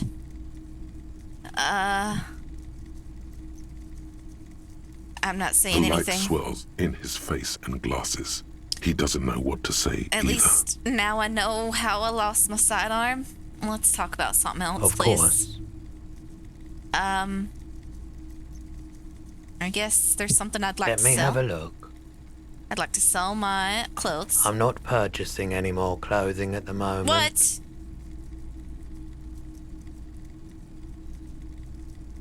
I'll check my Anything pockets. else you're thinking of selling? I mean, that isn't mine. I'm not gonna sell that. I'm not heartless. The old man was cantankerous, but he didn't deserve for me to steal his photo and stuff. I have a fascinating photo of corpse here. You want to see? Oh, no. I don't like those kinds of objects. No sale. Oh, you're no fun. Okay.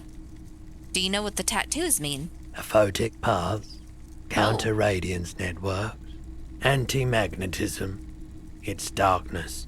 That's all I know. Sell me something lighter. Well, I ain't got nothing to sell you at the Another moment. time, perhaps. Oh, alright. I gotta get out of here. Let's go. I wonder why you're not accepting clothing at the moment. Alright. Well, now what can I do? Kim, what can I do now? Oh, who are you? Evening, officers. Your model does not look like it has that much hair, sir. And are you holding a knife to me? A burly man hangs out by the waterlock, carving up a generous serving of salami with an old hunter's knife. His eyes are fixed on a man stranded on the other side of the waterlock and on an enormous billboard that has fallen down into the canal between them. His posture is relaxed. Despite his powerful build and a knife in his hand, this man resorts to physical intimidation only infrequently, if at all. I see, okay. You a pacifist. Alright, I gotcha, alright. What you doing here, man on the waterlock? My friend Barry the Butcher is stuck on the other side of the waterlock. From I'm Full keeping Metal? him company and eating his salami. That guy's a criminal. From the corner of your eye, you see a man in a yellow shirt and grey overalls waving at you from across the canal. He seems disappointed about the wreckage on the waterlock. Very good stuff. Anything I can do for you, officer? Do you know what caused this wreckage? I wasn't here to witness it, but those look like tire tracks on that sign. Weird, huh? Then again, plenty of daredevil drivers in Rivershoal. The words "daredevil driver" sound ominous to you. Stop reminding me of the unfortunate accident I may or may not have had with a motorized vehicle. I've gotten enough ominous signs already. Too bad it also takes a year and a day to repair anything around here. Especially a waterlock. The rest of the coast is closed off till then. Do you know what's further down the coast? Well, there's the fishing village, an abandoned fish market, a bizarro church. Not much use to the congregation, though. There always seems to be something wrong with it. Yeah, not really much else. Just bombed out ruins. Can I have some salami? Sure thing. Yeah, nice. Want some too, officer? Why not? The lieutenant ponders the offer for a moment, then decides to go for it. He takes a slice of salami from the man and chews on it. Please give me some morale. How did that not give me any morale? Oh, wait a minute. Didn't realize I could just click on that and... Okay. Well, that's nice to know. I would like to read this. Waterlock out of order until Wednesday. So that means I could have avoided being killed by emotional damage earlier? I think that's what that means. Okay, can't go that way. Let's see. I guess I've looked everywhere over here. Let's look on this side a bit more.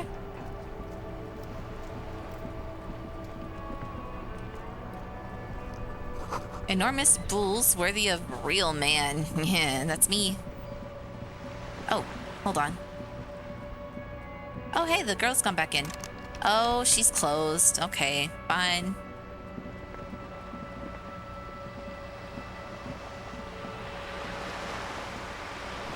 The ad reads, broken window, Tibbs has windows. If you had a bag in your hand, perhaps you could collect all these bottles and sell them. Where do I get a bag? I don't have one, do I? No.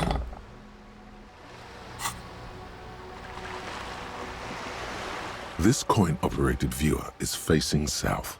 The instruction manual says to insert 25 centimes and pull the handle while looking inside. I only Then have use 11. the focus knob to zoom in if necessary. I mean, what's 25 compared to the 11 I got when I need 130? Your money disappears into the coin slot. A clunk. The ring of metal. All right, let's take a look. The curtains on the display open. You lean in to catch the view. It's blurry. Different blues and greens. In the middle of the shimmer stands a drab grey shape, like a ghost. Turn the knob to focus your vision. The lenses shift. The ghost sharpens into an islet in the bay. In the ruins, a man-made structure is visible. A half-sunken sea fort. Its concrete almost reconquered by nature. It looks as if it was abandoned quite some time ago. Nothing but a rotten tooth remains of the anti-aircraft tower. Its leaves ripped from it by the winter wind. There are ruins of some kind of building there. Really? I don't have the eyesight to make it out. Hang in there, little one. The little brave birch tree seems to wave back in the wind. All right, that was 25 cents well spent. Got less than an hour left. Kim, is that a duck? A lonely cormorant surveys the sea, indifferent to your approach. Dumb duck. Okay, what's this? Oh, there's a lot of stuff over... Wait, is this paint? Why is there paint everywhere? There's a girl up there. Did she spill the paint? Where's the girl? Oh, I guess there is a girl up here. Inside the frame of a motorcycle in repair and the tools used to disassemble it. Hey, up here, Piggo. Okay, I'm coming. Are you the streets will flow red once more. You look like a murderer. Torrent rushing down Rue de Esperance. You wait and see. I'm sorry, you just got a real crazy look in your eye. The streets will not flow red with anything. Who are you? I'm Cindy the fucking Skull. Hey, Cindy what the else Skull. do you want to know? Date of birth, blood type, the last time I was tested for Hep C. Well, if you give me all that, I could probably steal your identity, you know.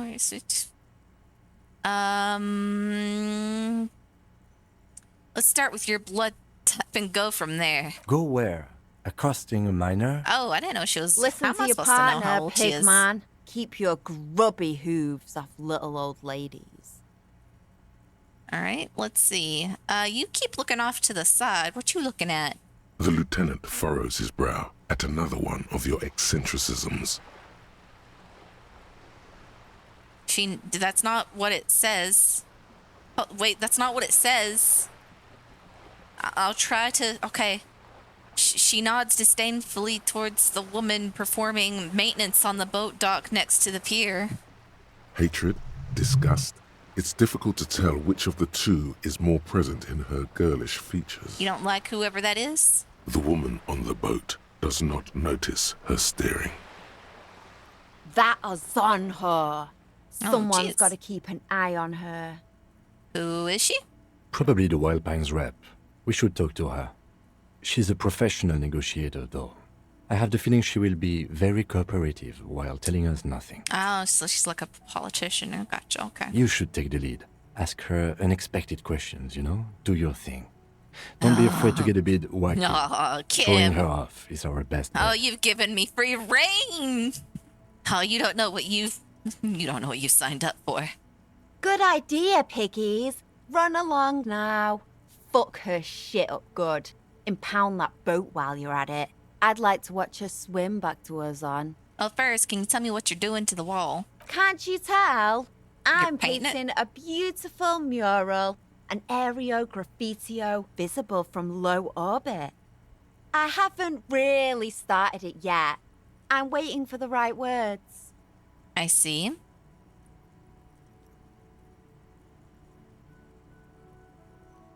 I have an opinion on this. You want to hear it? Yeah? All right. I love public art. Don't mind us. Keep doing what you're doing. Thanks. I'm sure the inspiration will come to me now that I have an official RCM stamp of approval. You're welcome. I'm glad I could have given you that. You've lessened her desire to deface the building. Reverse psychology, I gotcha. Do you know anything about the recent murder? I ain't no snitch, pigstein. Go forth and forage in someone else's shit. No shortage of squealers in these parts. Well, you say you're not a snitch. That implies that you do know something and you're not willing to divulge. Actually, there is a shortage of people who talk to us in a normal, calm, informative manner. Yeah? We weren't put on this earth to make your life pleasant, fucko. So you won't talk about the murder, but maybe you can tell us something about the murder victim's missing armor? What do I care about some fucking tin eggshells? Is an armor art? Art for the body?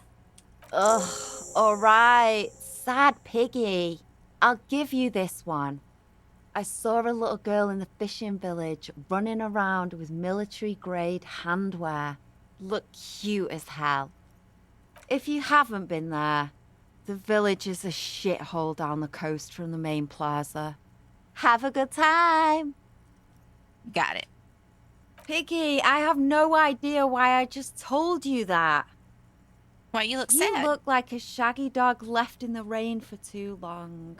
I have a weakness for animals. I don't like being petty, ma'am, but hey, if it gets you to open up, I'm willing to weaponize any facet of my being as I can. Sure. Watch your back, ungulate. You've What's got that mean? eyes on you. Oh, I know what that means. People want me. I guess I am a handsome boy, according to Lena anyway. She calls me sweetie. I'm her sweetie. The belly of this boat shines like it was recently painted. Docking reserved for residents of Rue de Saint-Ghislain, 33A. Ghislain, isn't there like a game or something with that? Oh, hey. Shadows in the water, green plants under the calm surface. Hello, ma'am. Time to be wacky. Woman leans against the cabin top I was of her given permission. sailing boat, smiling as you approach. Her green raincoat glistens with droplets. A silk scarf is tied around her throat. Good evening, officers. I'm Joyce. She extends her hand in greeting. Joyce L. Messier. I represent the board of Wild Pines, the owners of the harbour. You gentlemen must be from the RCM. What gave us away? Nothing, honestly. I've said it to every drunk in town, and you're the first one who's responded. I see, so you're dumb. Okay. What is implied here? That you're a drunk? No. I'm not shaking your hand, but first, what exactly is the RCM? I remember hearing it from somewhere. I meant you. The Revachol Citizens Militia. The police. Joyce L., what does the L stand for? Beaton, my maiden name. I see. Let's not shake her hand. I'm glad to see you here. The woman and the lieutenant exchange a brief handshake. She is unfazed by your rudeness, probably chalking it up to local custom. I was dispatched to handle a strike, not a lynching. Anything I can do to assist the RCM in this matter, I will, gladly. That is good to hear, madame. Good My to hear. colleague will take the lead on this interview. I should let you know that he is recovering from an unusual medical episode. Very unusual. But I can assure you of his ultimate competency. How interesting. I'll get her to open up. I wish you a swift recovery. In the meanwhile, you have my full cooperation, and the full cooperation of the Wild Pines group. It's hard to get a read on her precise disposition, but she appears helpful. So, you seem rich. Can I have some money? Is what you want to say, but it isn't that easy, is it? Why not? Look at that lady. Take a gander. Squint your eyes, bub. What nice fabrics. Why, yes. Tucked away under that sturdy green raincoat, almost rustic in its simplicity, a silk shirt and matching scarf around her gentle throat, Yeah, okay. while dull orange pearls hang from her earlobes, red from the cold. Her light green eyes scan you, full of knowledge and worry, wealth and all its possibilities. Yeah, so what's the problem? Now look at you. You misery-clad simian. Barely able to tie your own laces. Hey. Your armpits are lakes. Ew. A scythe of booze precedes you. Your hair sticks to your forehead, and your underwear feels uncomfortable. Ugh. You're poor. Poor as balls. You can't ask this person for money. You're too... I'm a working man. I'm not ashamed to shake this leech for some dough. It's better than asking sweet old grannies in a wheelchair. You would have let me done that, wouldn't you? You think your little communism protects you from this feeling? What? No. The more demeaning it is to grovel at her feet. Oh God, the lieutenant is here too. Do not dishonor the force. Fine. As I was saying, if there's any way I may be of assistance, please don't hesitate to ask. Do you know something, well, hold on. What can you tell me about this lynching? Quite a few things, I'm afraid. The information I'm to share with you includes sensitive trade secrets. For the sake of my employer, I have to ask for your names and badge numbers. What was that? I lost my badge. Of course, ma'am. I We lost should my have badge. introduced ourselves. No, Kim, I you am don't Lieutenant understand. Kitsuragi from Precinct 57. And this is my colleague from Precinct 41, Detective Dubois. I'm afraid Harry doesn't have his badge at the moment. I hope mine will suffice. Oh, and what happened to yours, Detective? Awkwardness washes over the conversation. The woman doesn't like this turn of events. Actually, yeah, remember when my partner told you I'd recently suffered from an unusual medical episode? My lost badge is related to that. I think you should feel ashamed. I see. So, are you saying you lost your badge during the course of this episode? I could have eaten it for all I know. I don't remember anything. The swirl, actually, no, that I probably shouldn't say that. Oh, no, what should I say? Oh, no. The world, the city, nothing. Fine. Oh, dear. Some kind of encephalopathic amnesia. You don't have to... I don't even know how to respond. That's not a real thing, ma'am. It's either enterograde amnesia or retrograde amnesia. Encephalopathic... What even is that? Encephalo, meaning brain, pathic, meaning like, I guess, communication? I don't know. You're just making up words. I do believe you, naive as that may sound. I simply can't imagine what you gain by faking such a condition. I can't imagine what you gain by making up words to make yourself seem smarter than you are, huh, ma'am? That's not a real word. Hold on. Encephalopathic. Encephalopathic?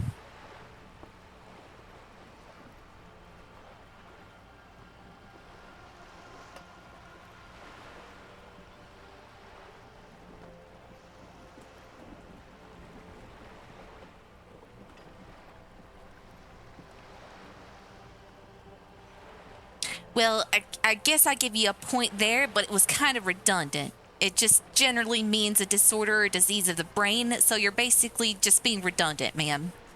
That's what happens when you try to sound smarter than you actually are. As I said, ma'am, his technique may be very unconventional, but he is an officer of the RCM. Of course, I sympathize, but I'm afraid I simply can't share anything more until I've seen that badge. I have something to confess. I'm just dumb. I didn't realize that was a word. And I'm mad that she knew a word that was so big and I didn't know what it meant. Hang on. She's a professional negotiator. She should be open to some sort of mutually beneficial arrangement. What kind of arrangement would it be? I mean, favors for favors. A dirty alliance of some sort. Okay.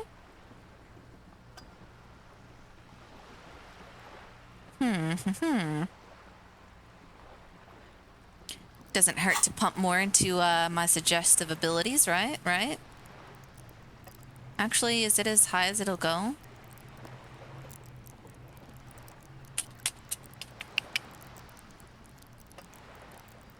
Oh, suggestion. Here we go. Let's level that bad boy up. Yeah, nice. Oh, yeah, give that to me, baby. Easy. Just offer her a favor. Like I said, nice and dirty. Surely there's some other way to demonstrate our law enforcement credentials. I will be frank with you. If I'm going to break protocol, I need to be able to justify it to my superiors. They're going to want to see something very tangible. You're in, but expect her to drive a hard bargain. And like what? Reports from inside Terminal B suggest it's a hub for the local drug trade. This is an open secret in Martinez. The Union controls the terminal, so it goes to reason. They're profiting from this trade. I see. The company has tried looking into this matter before, to no avail. Perhaps someone with your authority and resources might turn over the right stones. Perhaps. Or you can recover your badge. Though if I may be blunt with you, it sounds like that may be a lost cause. Detective, a word in private before we continue. What you want? What you want, Ken? This is not going quite as I hoped it would, Detective. How did you hope it would go? Honestly, I was expecting you to use your unorthodox technique to keep her off balance, and not volunteer us to be her henchmen. Oh, I mean, it wasn't giving me crazy options, Kim. What are you expecting? I can only do what the box tells me to do. This woman is running circles around us. She might have known about your misplaced badge all along, or she's simply an adept improviser. Either way, we've played straight into her hands. He doesn't let it show, but there is a limit to how much the consequences of your unprofessional behavior can cost the investigation. All right, I'll handle it. I'm sure you will, Detective.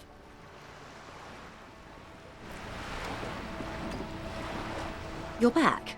Good. What can I help you with?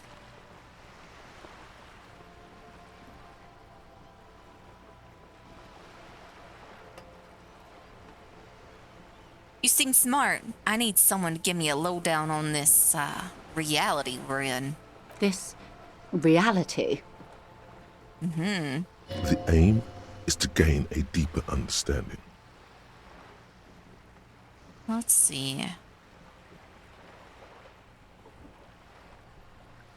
No time to explain, just give me the lowdown. No, but please.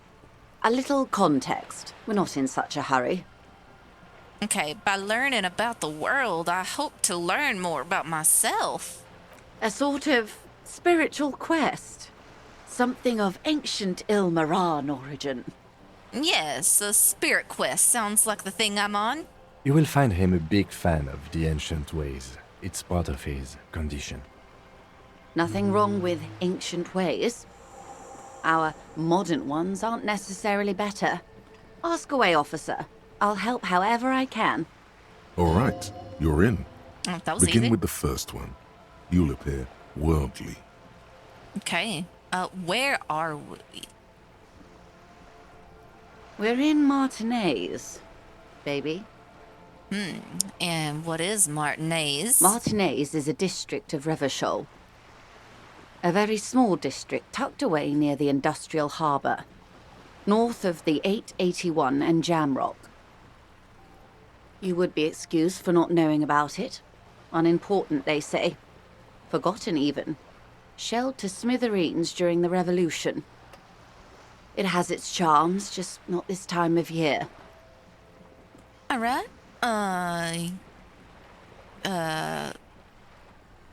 Tell me more about Martinez. I'm not a good ambassador. I've only been here once before, as a teenager. Not a lot has changed. There are ruins, a terminal, fishing boats, reeds, boys with boxy shoulders. This place used to be a province, a workers' resort before the city swallowed it and the artillery did its work. The reeds are the real star of the show here now. The further down the coast, the wilder it gets. And you mentioned a sea? What sea is this? It's not really a sea, it's the Bay of Revachol. And the bay feeds into the ocean. Are we near the ocean? Yes. We're on an island in an ocean, the world's largest body of water, the Insulindic. Vast, lukewarm and unknowable, flowing in and out of sight. All right, and what's the name of this island? Caillou. Imagine a pebble. Like the blonde guy? A smoothed-over pebble amidst a great blue sea. Guy. Misshapen, cracked. Caillou? The cracks are the River Esperance. Caillou We're Island. in the delta of this river, on the 6th branch, the Martinez Distributary. It is clear this pebble is of enormous value to her. All right. And, okay, that's Martinez. What's Revachol? Revachol? Revachol is what you call a city. What kind of city is Revachol? The great kind. Oh, doesn't seem so great, but I'll take your word for it. As if it's self-explanatory, beyond patriotism, a fact. And what makes Revachol so great? History, detective. They built the city to resolve history. Our part in it, at least. Our centuries. Okay, who built this city? The nations of the Occident, or migrant workers from Seminine and Ile Marat, depending on your creed. And when was Revachol built? In the DeLorean century. DeLoreans? 380 years ago. The car? And why will it resolve history? They say it's where the terrible questions of our time will be answered. Oh. The tensions are highest, the fault lines deepest. By that I mean conflicts. Ideological conflicts. The stuff of men. Why here? We are standing on a fertile, self-sufficient island able to sustain up to 200 million people. In the middle of the Insulindic Ocean, the world's connective tissue. It's where the money is. Oh, we're in an unimportant part of an unimportant place. Oh wait, now let's see. And so we're on the periphery, basically nobody's. Speak for yourself, officer. I'm well known in certain parts. As to the place, you're right. We are. She points across the water where the skyscrapers rise. 22 kilometers from the center of the world. That soldering iron is the bank of the world building. The bottom floors are Insiacom. Coalition government, Insulindian Mission Command. Look out to the Silence. She lowers her hand. The water, the light. It's as though you're seeing it for the first time. There is no recognition. Only the immensity of the sea and the cold radiating from it. Say nothing. Observe the large body of water swelling cold. She observes your eyes scanning the horizon, then breaks the silence, slowly. Oh, thought gained. This is one thought you need to complete. Where are you? Yeah, let's do it.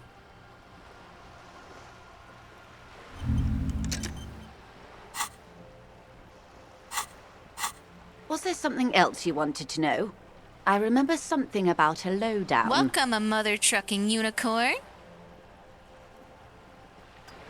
Harry and Kim, Kim and Harry, out solving the mystery, saving the world. Even though he's been a real stick in the mud the whole way. A real thorn in my side, you could say. But he gave me permission to be a little crazy with this lady, so that's what I'm doing. This has been informative. Thank you, ma'am. I'm sure my memory-impaired partner has many more questions to ask, about even more fundamental aspects of reality. Yeah, give me the Might lowdown. I suggest not asking them all right now? No! Monsieur will be here later too, and tomorrow. Isn't that true, ma'am? Absolutely. My commitment here is long-term.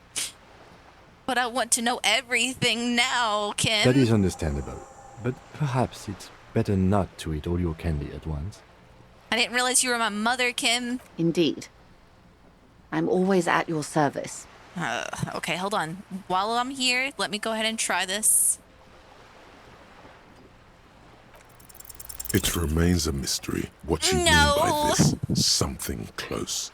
This isn't about you. It's about reality. And that's all for now. I'm dispirited.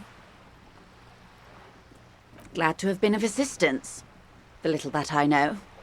Anything else? No, that's it. I don't need to, that's it. That's all of for course, now. Detective. Take care. I've been defeated. Alright, Kim, it's almost time for you to leave, so hold on. We'll do our end of day debrief. Let me just, oh wait, what's over here? Oh, the Kuno is. Actually, let me talk to you real quick. Are you trying to sneak up on me? No. Come to slit my throat in my sleep? I would like to. No, wait, hold on. Take me out? Trying to snuff me out? No. Why would you even say that? Then why are you sneaking up on me like that? It's not a good idea to scare me, pig. Not a good idea at all. Hey, I didn't sneak. I ran up here. It's not my fault you couldn't hear my thunderous footsteps. The garden hose. This won't be of use until the snow melts. Chairs and tables eaten by rain and rot. Then what's that noise down there? Oh, hello? You see a young man on a balcony nursing a cigarette. His eyes have been following you for a while. Oh, hello, sir. Not looking for any trouble, officer. Okay, hold on. I gotta leave. It's 10 o'clock now. I have a strict bedtime. Hey, Kim. We should think about calling it a day, maybe. The nights are still miserably cold this time of year. I still haven't paid the cafeteria manager for damages yet. You should take care of that, then.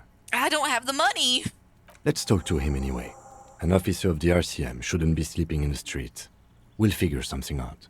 Man, you're a cold guy, Kim, but Though sometimes... he finds this situation frustrating, he is doing his best to not make you feel any worse than you already do. Sometimes you can be a nice guy, I guess. I can talk to that guy tomorrow, I suppose.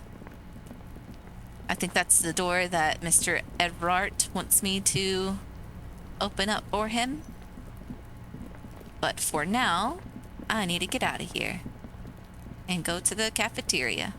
Oh, I can't just... Okay. I was hoping I could auto-path my way all the way over there, but apparently I can't.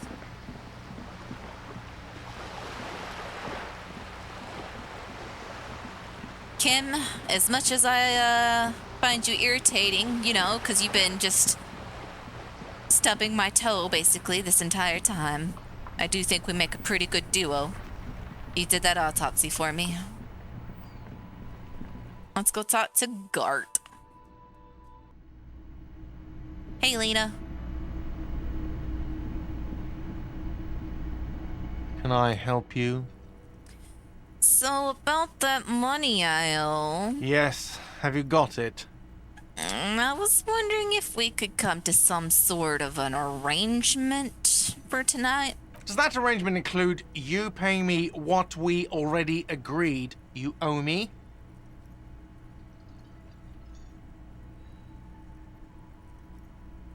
Kim's about to say something. Let's let him handle it.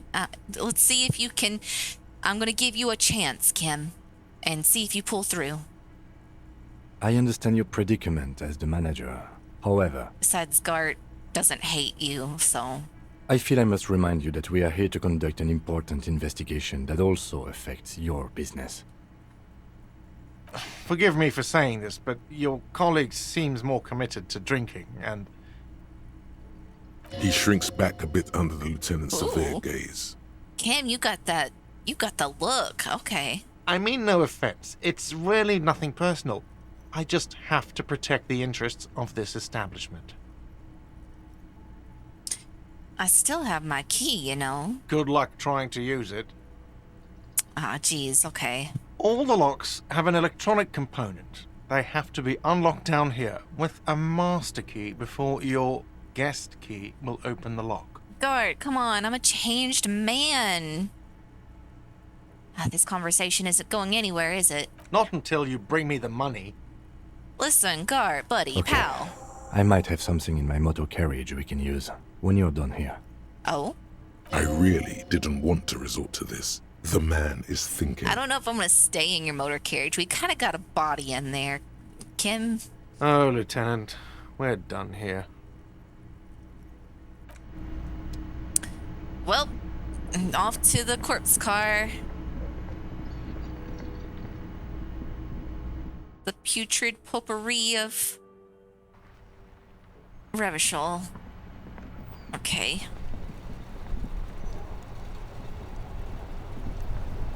What you got in here? Inside, you see a set of steering levers, a radio microphone.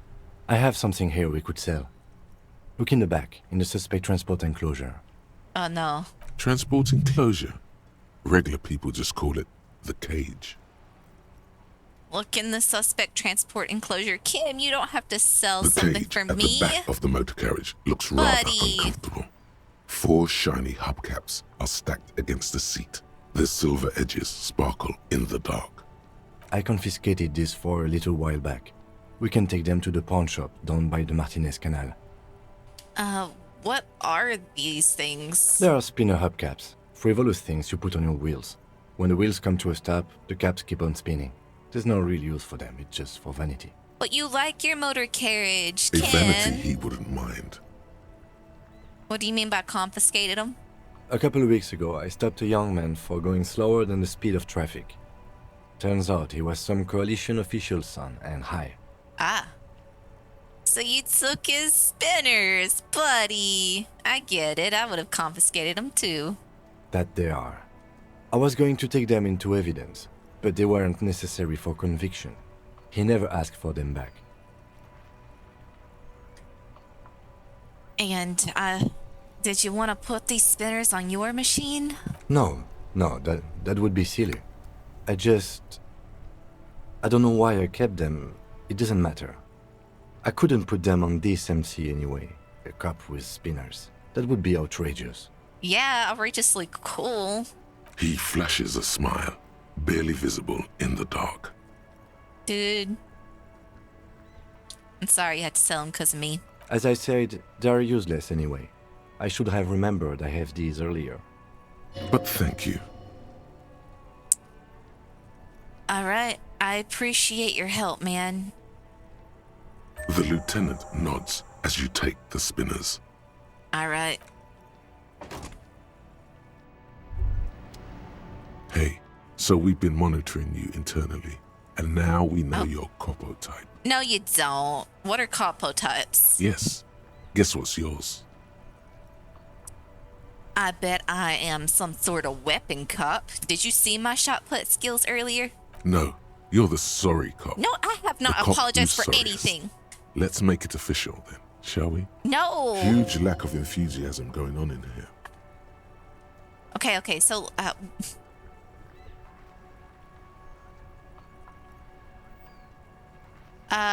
they should be sorry. Yeah. Yes. Impotent rage and lamentation. Let's wrap it up. What are the other capo types? Oh, you know. Apocalypse, Superstellar, the advanced interesting cop, Liquid Hey. Shadow cop. I like this But you're third too one. sorry to say those things. Liquid so, Shadow? Here we go.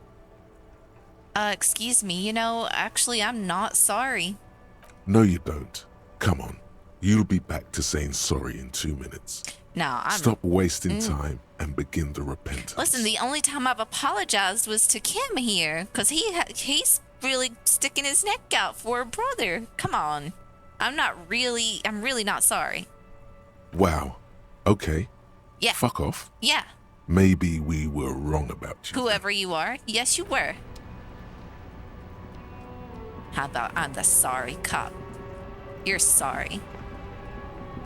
Should be sorry you ever messed with me. Where was the pawn shop? I don't remember, actually. Was it over here? I think it was over here. Right here. Hello, sir. I got stuff to sell. Greetings on this fine night. What brings you here? How come you're still open? The pawn shop is always open. All right. Well, I have things to sell. Yes, we'd like to sell these hubcaps. Roy takes the hubcaps from the lieutenant and inspects them. The spinners appear iridescent in the dancing light of his pawn shop. Yes, these are very, very good. Did you defraud some foreign prince for them? Jump-a-misc banger? No matter. I'll give you 200 real. Hey, I feel like I No deserve one more was than 200. defrauded or jumped, I assure you. Oh wait, I don't get to barter? Of course. I meant no offense. 200 real for you, officer. Delightful doing business with you. Oh, that's Do where my come real again. is. Thank you. Here's the 130 real you need for your bill. Do not waste it. The windfall is a small consolation. Anything else you're thinking of selling? Nope, that'll be it. Another time, perhaps. All right, let's get out of here.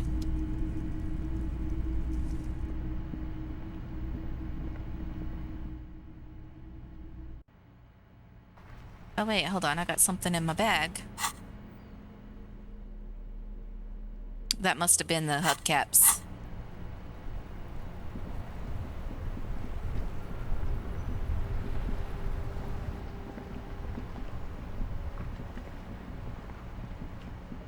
Are you going to be out here all night, miss?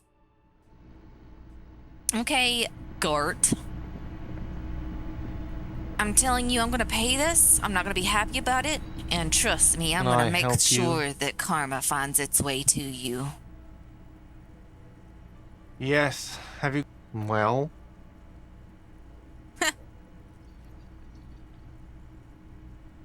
Here's 130 real. Great. Thank you, officer. That's all I wanted. Payment for services rendered. If you continue to stay here, I just ask that you please pay your nightly bill in advance, starting Yeah. He's not sorry about his behavior for your sake. Now that you have money, he really wants to make sure you're not angry with him. Oh no, I'm definitely angry, and I hold a grudge.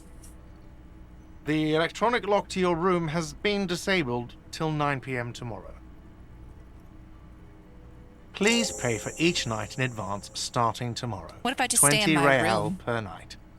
Are you gonna come kick me out? I'll take a room here too. I thought you said you had no money. Of course. Always happy to have officers from the RCM as guests. Anything else I can do for you? Goodbye, sir. And I hope that you have many woes.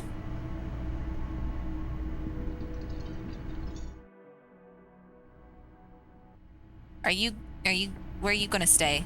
You gonna stay in here?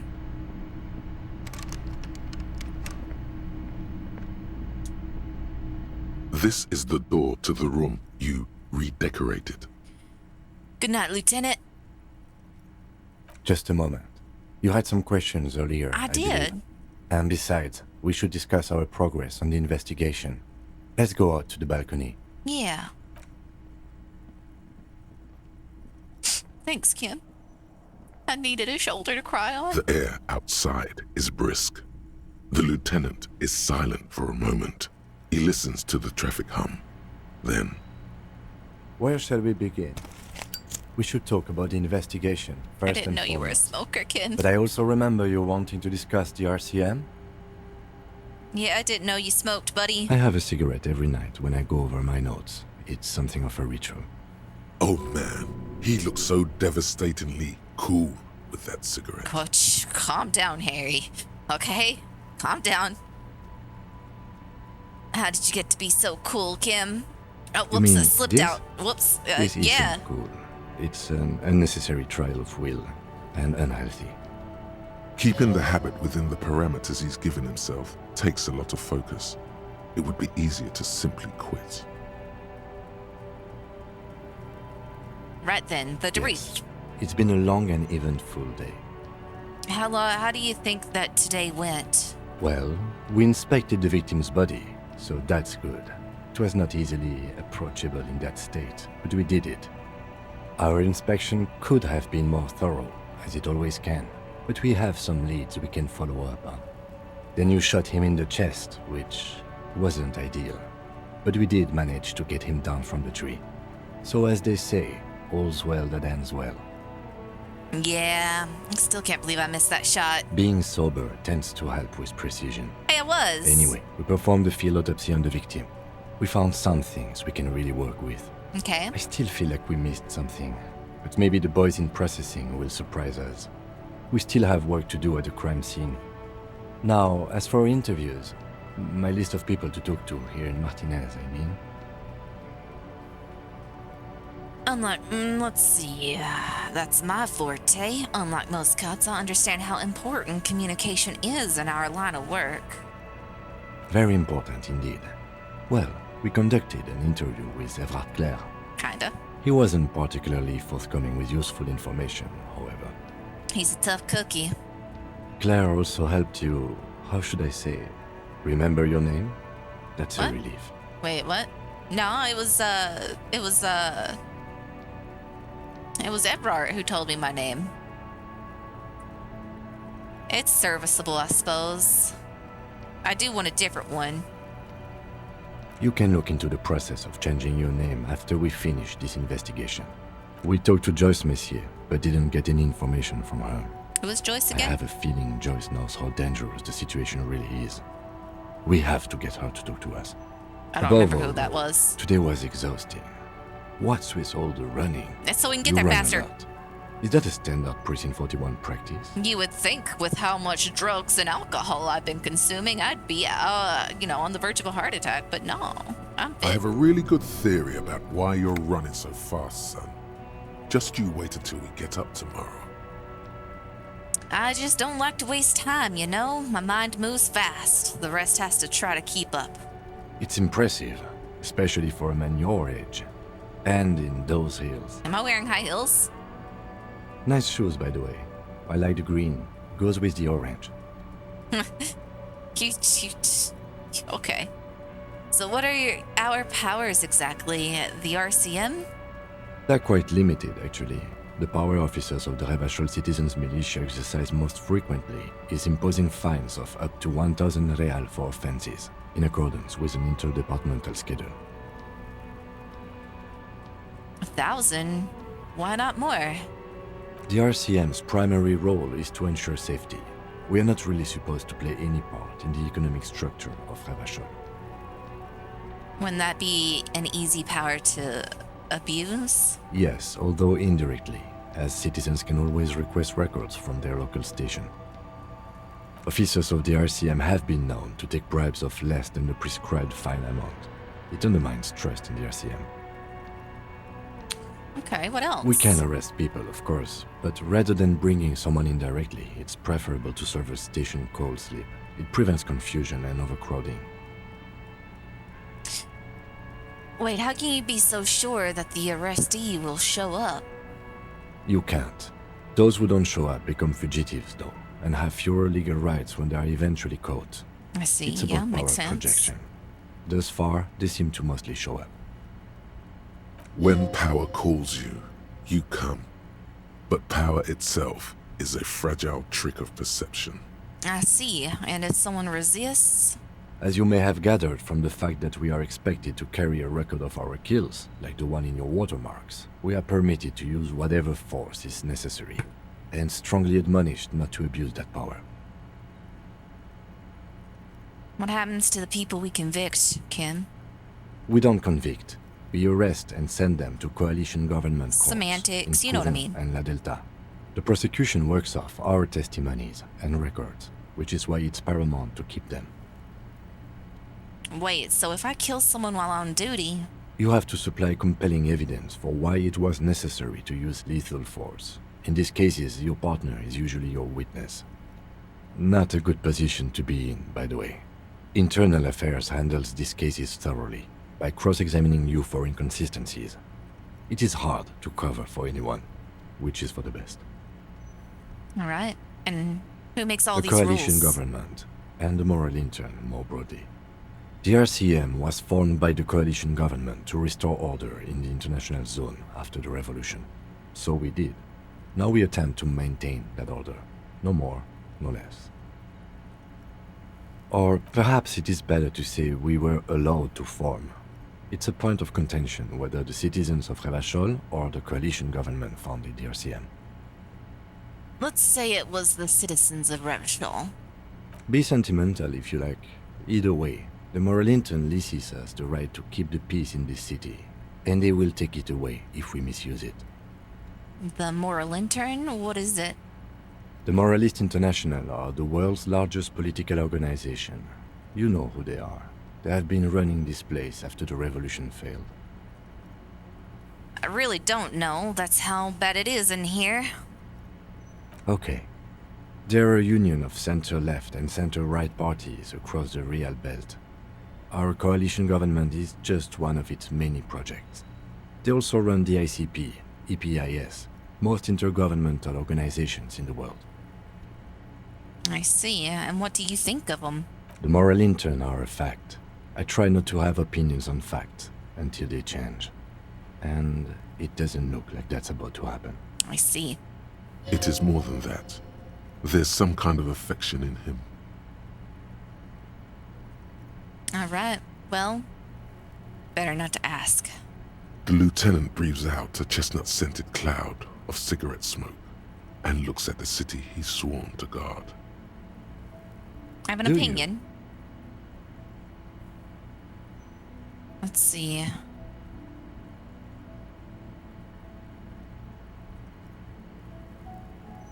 Things are bad out here. We need them here, giving us the right to police Revachol. In fact, we would need them even if you didn't think that way. We are in what is called the twilight of international law. The laws we claim to enforce come from the MI. Without them, we are simply vigilantes. Maybe we should make our own law. Spoken like a revolutionary, not a cop. But hypothetical aside, in Martinez we already are vigilantes. At least the Union thinks so. I expect our job here to prove quite challenging. The lights of the orphan district are reflected in his glasses, the red and golden orbs of the motorway sliding like pearls on a string from east to west as Revachol commutes back to the suburbs. Tomorrow is Tuesday. Monday is over. The dying lights of the city shimmer below. Slowly, like luminous clouds, they pass on his lenses. The lieutenant looks at his slim cigarette, contemplating the next drag. This soldier is the highlight of the day for me, he thinks. This little stick right here. They really don't like us here. And the mouth on that kid, Kuno. Yeah, oh boy. It's different inland, in Yeah. Jamrock and the GRIH. Why are they like this? It's our fault for leaving this place to the dogs, to the Union, to the company, not daring to come here more often. It's like I told you, this place is an orphan, fallen between the cracks. In Jamrock and the GRIH? We run this city. West of the river is RCM land. It's incredibly hard. Human beings are... But we are in control, and it's worth it. The organization works, our systems work. If they didn't, the city would disintegrate. Night. Captain Ptolemy Price steps into the yard. A piebald horse waits by the motor carriage, chewing oats out of an oat bag. Seagulls fly overhead. The sky is black. Captain Price wears a black suit and a standard patrol coat as he mounts the horse to head home.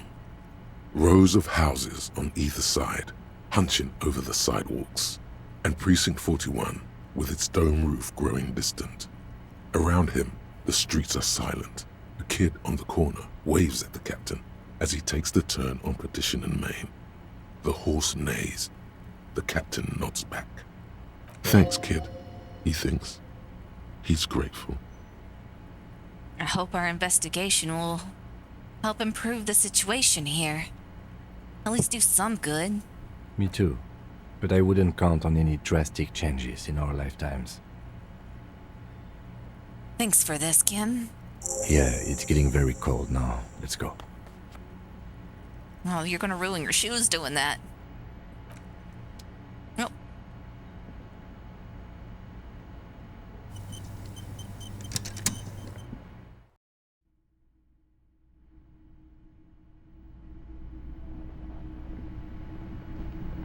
Good night, bud. See ya in the morning.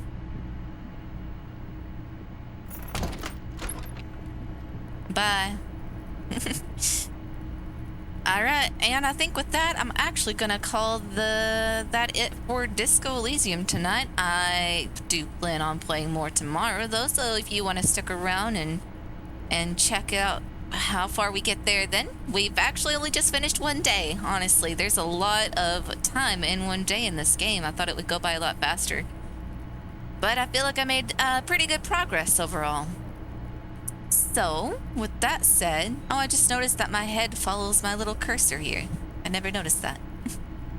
With that said, anyone who's still sticking around, thank you for showing up, hanging out, watching. If you're interested in more, don't hesitate to, you know, follow around. Yeah. Thanks, Mad. With that said, I am out of here, guys. Good night. I hope you all have a great weekend.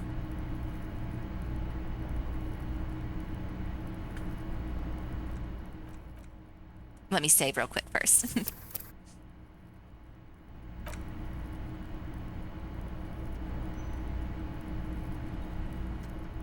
All right, everybody. That's it from me. Good night.